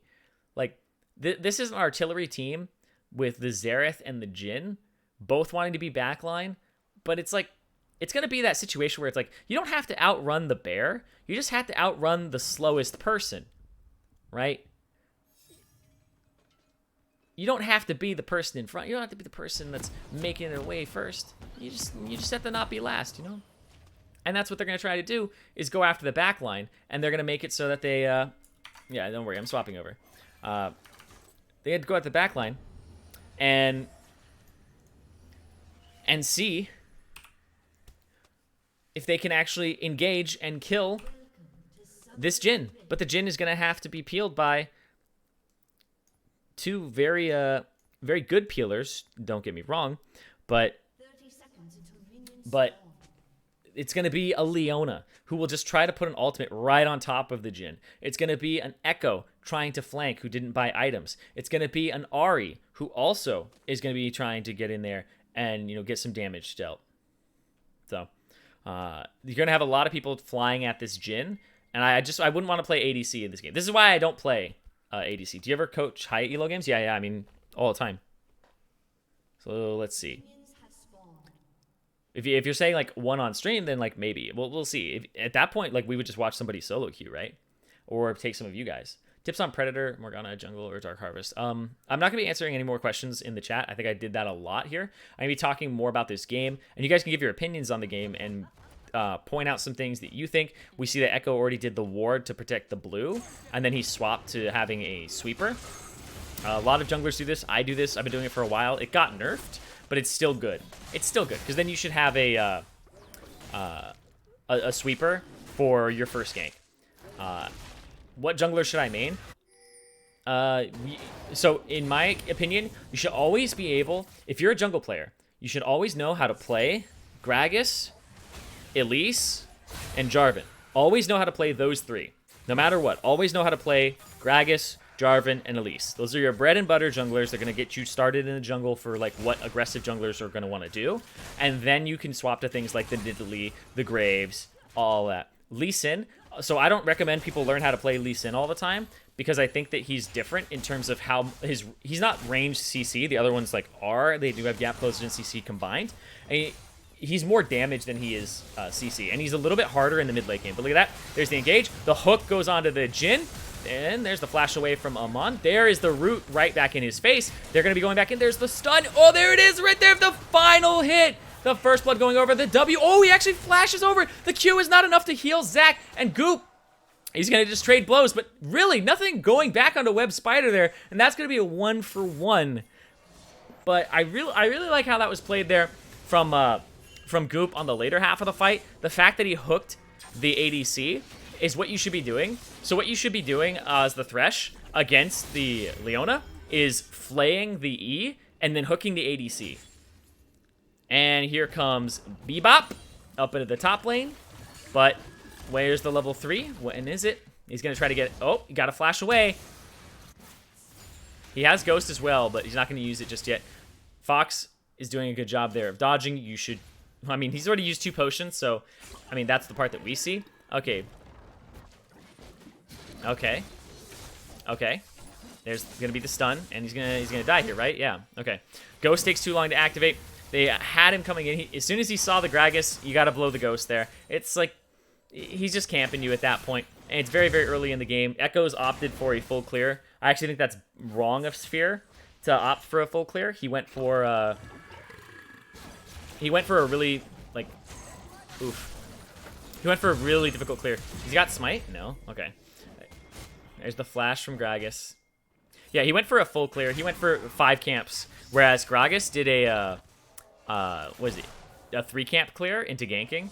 Gragas hasn't even done his red. He's went 3 camp clear into gank, which I think is better right now. I think it's stronger. Oh, another really good hook. He's gonna take that. There's the setup. Flayed back. Oh, there's the lantern into him. This guy is smurfing. This guy is smurfing. Flay back. He's not smurfing, but okay. Let's see, one more. Not quite. But that was still really well played there. This Thresh, when you're feeling it, you're feeling it. He's gonna start having those hooks where you're just feeling, oh, he doesn't have the mana for it. Auto attack. Oh no, didn't have the cooldown on it. But yeah, this is one of those situations where it's good for Ahri to have things like GLP and also Twin Shadows and Glacial Augment, because trading autos is really, really good.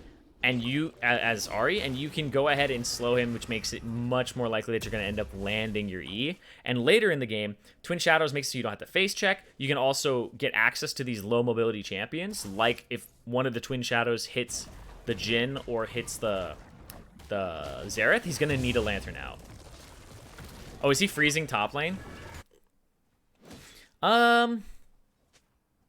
Yeah. He's freezing here. He's got 3 caster minions to 3 caster minions. So, it is going to push back. Actually, it'll push back eventually. Yeah, it's going to push back. So, he's freezing it right now. He's building a wave is what he's doing. Camille needs to not fight this. Even though she's stronger and she has Sheen, she needs to not fight him right now and get greedy for the CS. She needs to back off and not touch this. Like, ugh. No, you need to just collect the wave. You're going to lose more CS by doing that. Building up. Nice hook onto the Leona. The flay back. Oh, a little bit too early on that. There's going to be the stun onto Amon. That's just going to be a really large chunk there. You can see the serrated Dirk for Amon as well. So he's going for a lethality Jhin build here. We'll see what Zach goes for. Typically, you have lethality on Senna as well. But here comes Gragas. Gragas with the Predator coming from the backside.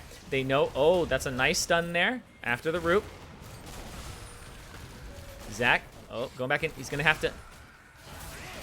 Oh, that's interesting that he chose to go there. Wins the Q, wins the Q. Oh, there's Echo. Oh, that was so clutch. The Lanterns have been really good. That is the difference between a good Thresh player and a great Thresh player. It is not always the hooks that you land. It is the Lanterns you throw. The Lanterns are such a big deal. And oh, pass through. There's the root though. Oh man, it is getting dicey over there. Also Echo, yeah, he has Electrocute. I think Echoes like really should go Dark Harvest. They're super, like if you're active and you're an aggressive jungler, you're gonna get stacked very quickly, and it just makes it so you hit that nice sweet threshold of, wait a second, Saphir 1 is gonna go for the enemy blue buff, and are they gonna check it? Is Gragas gonna check Areno? Where? Oh, he doesn't have Smite. They both don't have Smite. And he's going to say TY for leash. Okay. He gets the blue eventually. He just gets it off the body of the Gragas with a few extra gold to it. Oh, he's gonna actually continue to stay. That is not a good play. That is a little aggressive because now here comes the Xerath. If the Xerath wants to, you know, be a part of that too. Oh. Oh, whoa. The Senna got a part of that too. There's actually a really good ultimate just to kind of get an assist on the back end of that. But Ahri getting the charm, using the flash to get it though, and the Leona setting him up. But I also liked what Leona did there, what Web Spider did, because I want to go back and look at that, because what Web Spider did is something that I think is a little bit undervalued, is roaming mid lane immediately. So he went from base all the way to here, and just warded up. He waited a little bit. The minion's not the wave's not in a great place. He's missing out a little bit. There it is. They got the flash out of him, and they didn't have to use anything for that. So that's like a successful gank, right? That's a successful roam from him. You don't have to clear that ward. I actually wouldn't say to clear that ward. I would move. I would have moved and like maybe gotten to the position a little better, a little faster. But that's me. Maybe I would have been more vulnerable, but I wouldn't have done that. But yeah, good job there, getting that kill, getting that cleanup. Much more even game, right, guys? Yeah, Leona can, exactly. Oh, let's see. Oh, he didn't get it. Oh, but he's, oh, he would have died. He would have died. He almost died there anyway. That's just the item difference. That's the item difference, right? Oh. Is that the edge? I think he got... Yeah, I think he... if he had sweet spotted that, he kills. Right? But... it looks like he's, like, stuck here. Yeah, it looks like he's, like, stuck here. Oof. Oof. It looks like he got stuck on the edge of the Hextech Ultimatum. It looked like he had room to, like, move a little further. But I don't know. Maybe he didn't click out of it. Maybe he did. Or maybe the minions were there, but no. He could have autoed before all. Yeah, there's always like a little bit of a like mechanical thing that you can always look at. But it's easy to go like, oh, you should have autoed there, right? But it's always hard to kind of in the moment deal with that. The Echo is really strong, by the way. This is Echo. This is why I recommend Dark Harvest too, because the more you do stuff like that and you blow people up, the more you're just gonna dominate the jungle. Echo jungle, incredibly strong. Incredibly strong. And the Gragas buys boots early for the Predator, so he's actually behind in his build because he hasn't been able to complete his Runic Echoes.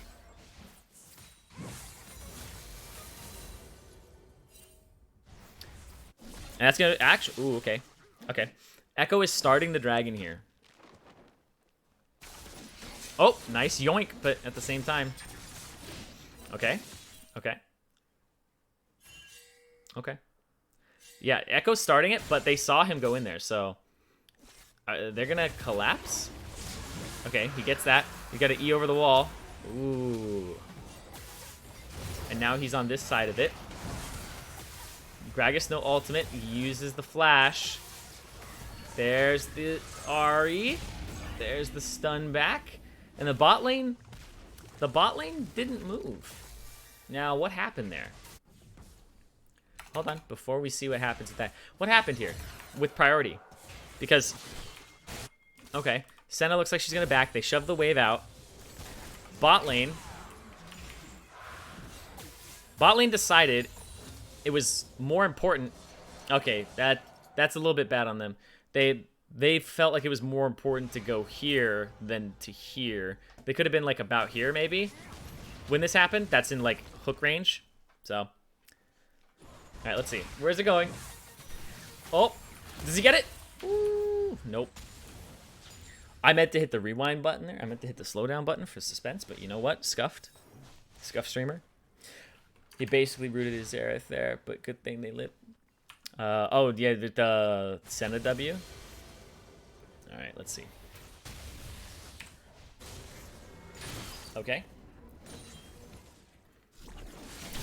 Oh, nice pull in as she's doing W. Oh, he misses that. Is this going to be a kill? Oh, no. Eh, she's going to bleed out. Oh! Oh!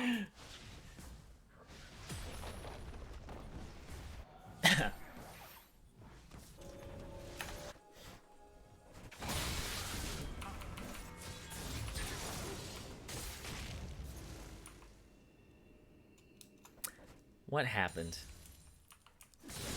This was going so well for him, but he's level 9 to the level 7. Misses it all. Hits him with the W there. The flash comes out. Probably should have gotten an auto there before he did the Q. Maybe could have autoed there as well. Gets that auto in finally. And... How low? How low? What's the HP? What's the tick? 12? Yeah. He should have probably started his Q animation and then flashed instead of flashing and then walking at him and starting the Q next to him. As one of the things is Darius that you should really master is the Q wind up into flash, because at that point he can't really buffer it on you. He's gonna have to do it before you even flash. He's gonna have to press R on you to try and dodge it. Oh, that's such a good ultimate. That's the sweet spot right there. There's the stun lock. Really well done. Where's the W? Senna got an ulti. She's got an ulti. And not gonna go for it. I don't know what happened with the W there, because that should be a killer combo, right? You should be able to get the W on him, but I think maybe minions were in the way. I wasn't paying close enough attention to that. How many stacks is Senna at? Because the stacks matter. 18. Okay. That's actually not a lot at all. So, I mean, it's 12 minutes. He's be getting a little bit more of that. Okay, they're trying to bully the Camille now. Yoinked back in, and that's an easy kill that time. See, look at that. That was real simple. Real simple. Don't look, my bronze is showing. Oh, it's okay, man. We're all like, you know, we aren't quite bronze. We aren't quite silver, gold, platinum, whatever. We're all kind of like an alloy, you know. We're all made up of all these different things. Sometimes we're a little bit bronze.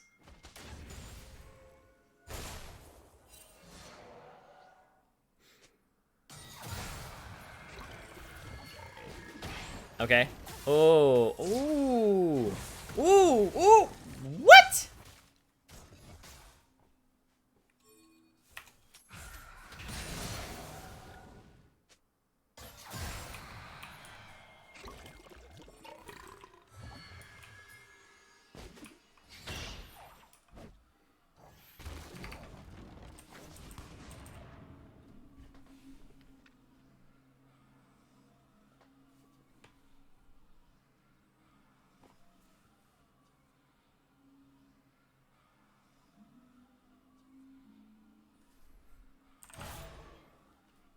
Okay. That doesn't hit. That one doesn't hit. Right? What about this one? I guess not. Oof. And then this one? Okay, okay. I'll trust the game on that.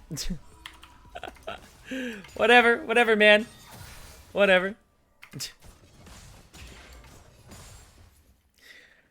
That's stuff you do. I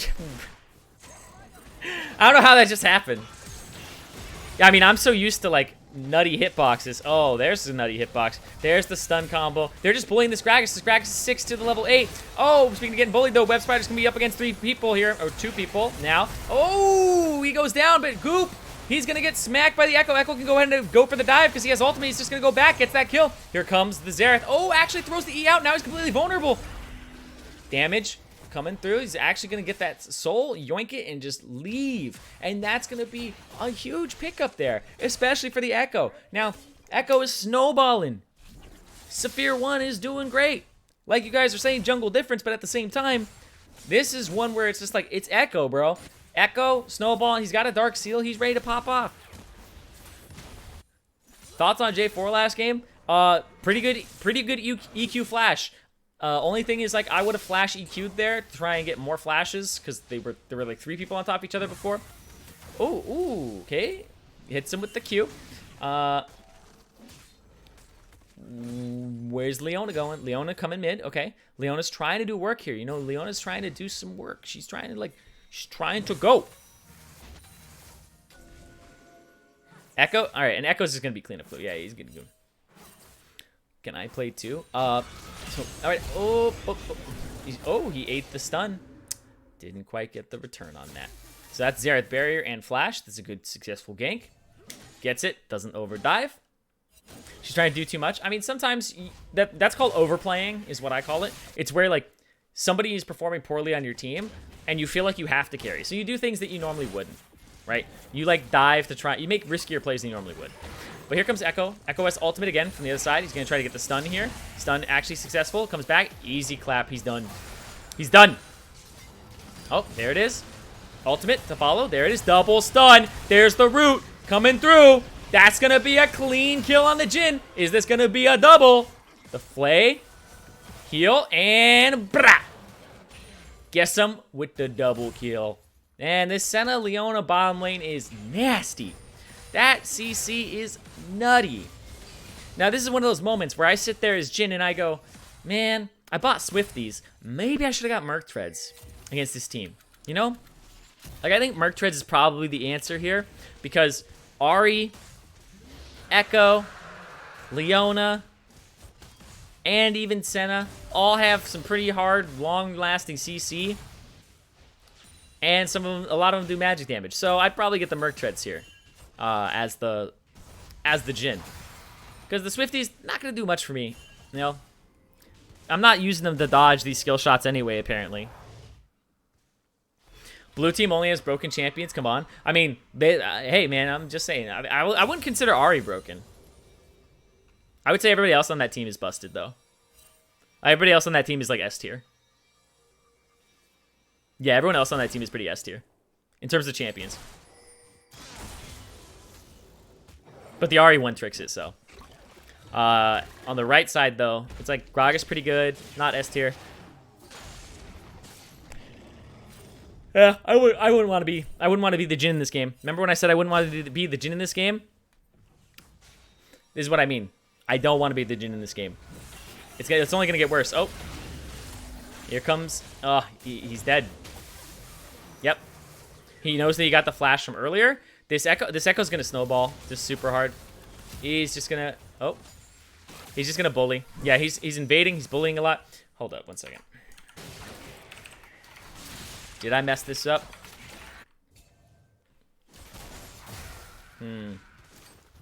Okay. No, he's just having a good game. I was like, is he smurfing? Is he smurfing? No, he goes between like inting games and popping off. Like he's got games where he's got like 23 kills on Echo, 16 kills on Echo, and then he's got games where he's like 0-7 on Elise and like 10-9 on Echo, 1-7 on Echo. So he's like a big inter/tilter, but he's like both sides. So this is just what he's playing well today. He's playing well. Oh, nobody saw that. Nobody saw that. Poor Gragas. Ahri not broken. But the combo of sending Leona is triggering me. I know. Oh, let's see. Okay. Ooh. Oh, there's the root. There's the kill. Here comes the Echo. Nobody can deal with this guy. He is just so strong right now. He's just falling straight after. Oh, wait. Oh! Yep. He forced him to back. Oh, and there it is. There. Oh, that was just disgusting damage.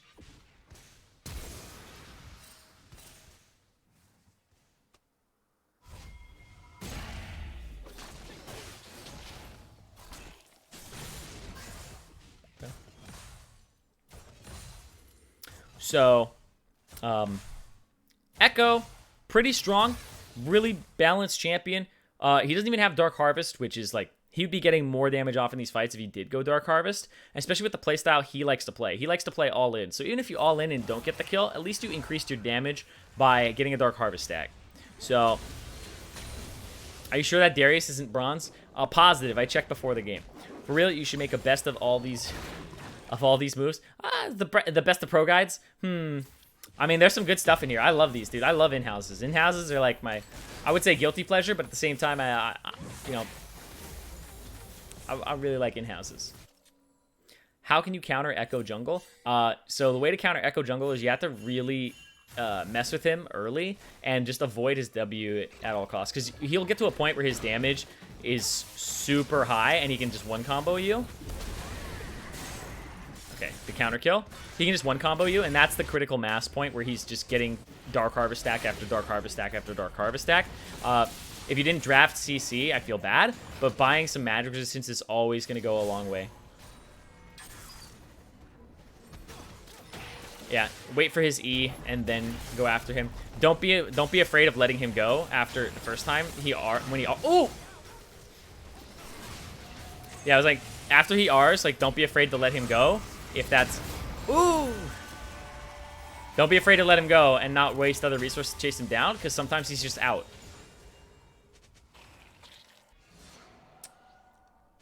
But now he's 10-1 with 14 Magi stacks. So, what do you think about Nocturne top? I think it's okay. I think Nocturne mid is better. I think your matchups are a little bit squishier. Oh, and this guy's dead. Boom. Yeah. He just won combos. People don't get to play the game anymore. He says GG. He calls the GG because that really is like this Echo is it pending him feeding people really hard. He should be able to carry this game. How to counter Diana as Yasuo. I'm pretty sure you can win wall her Q. You can win wall her Q. You just have to kind of wait for that. But otherwise, like, she's tankier than you. More durable.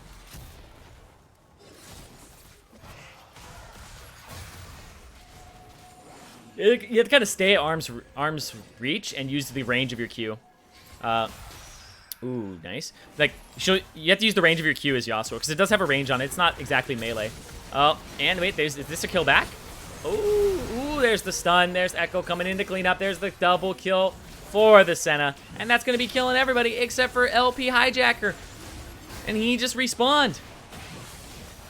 This game was really even until we got to a point where the Echo got a few kills. Echo is smurfing? No, apparently not. I checked. He's got about like a 50% win rate when I look at what he does. He knows how to play Echo, but like I'm not seeing him do like Dark Harvest stuff. I'm not seeing him in this game int a little bit, but he's a player who this Echo I think is a player who plays the exact same way if he's behind. If he's ahead or behind, he plays exactly the same way. So he ends up with like one of his games, he's like 1-7-1, right? So it's like he's literally like running it down, never being able to actually affect the game. So if he's behind, he's gonna play exactly the same way. But the thing is all these plays he's going for are working out because he's ahead, right? Just because the play works out because you're ahead doesn't mean it was a good play. It was a good play for the situation because you were so ahead. Are dead. Okay, yeah. Yeah. It just means that it was... Whew. It just means that, you know, you were ahead. So he only has to focus on his early game and then have the rest of it be carried by the, you know, everything afterwards. What time tomorrow do you coach on EU West? It's going to be 10:30 a.m. On the Pacific Coast. I'm not quite sure what that is. I think I know that it's like 9 hours ahead for Berlin, but I don't know if daylight savings time affects all that. He doesn't have ultimate yet. He's finally gonna die. There's 1,000 gold going over.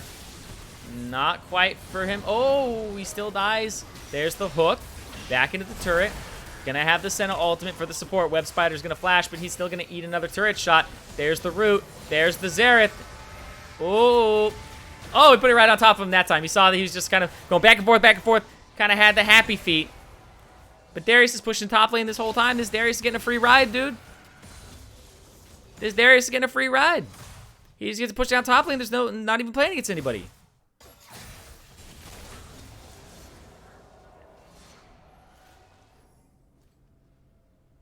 And now it's like the Echo did get shut down. He did die. The Echo, like 1,000 gold, went to Camille, which is a good person to have it on. But Dark Harvest overrated on Echo? Okay. Okay. I mean, it doesn't help you get, like, the initial kills, but Echo doesn't really need help with that, to my knowledge. Let's see.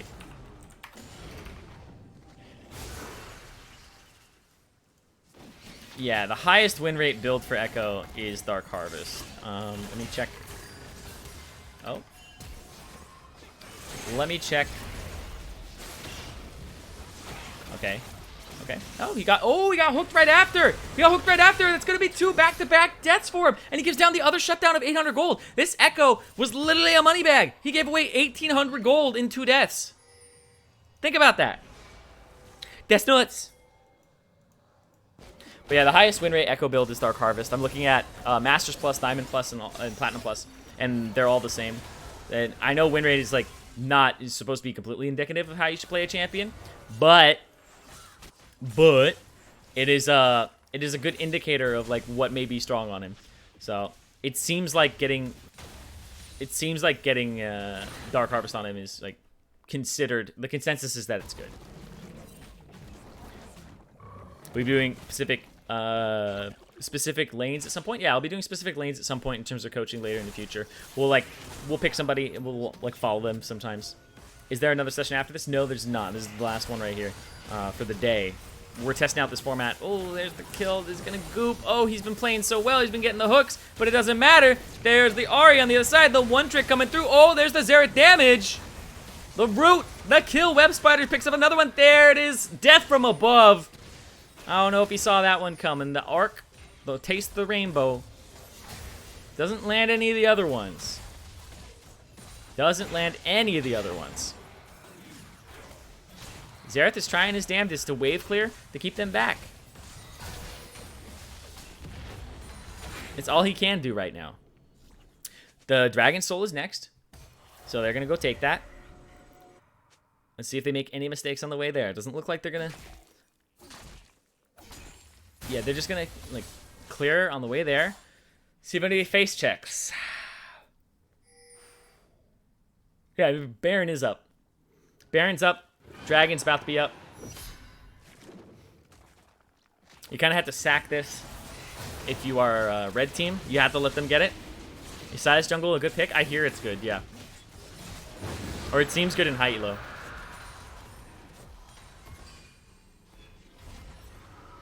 Gunblade Ahri, huh? Okay. Echo lost a lot of stacks off that. He gave away 1,800 gold, and then he also lost, like, I don't even know. He lost something like 14 stacks, so...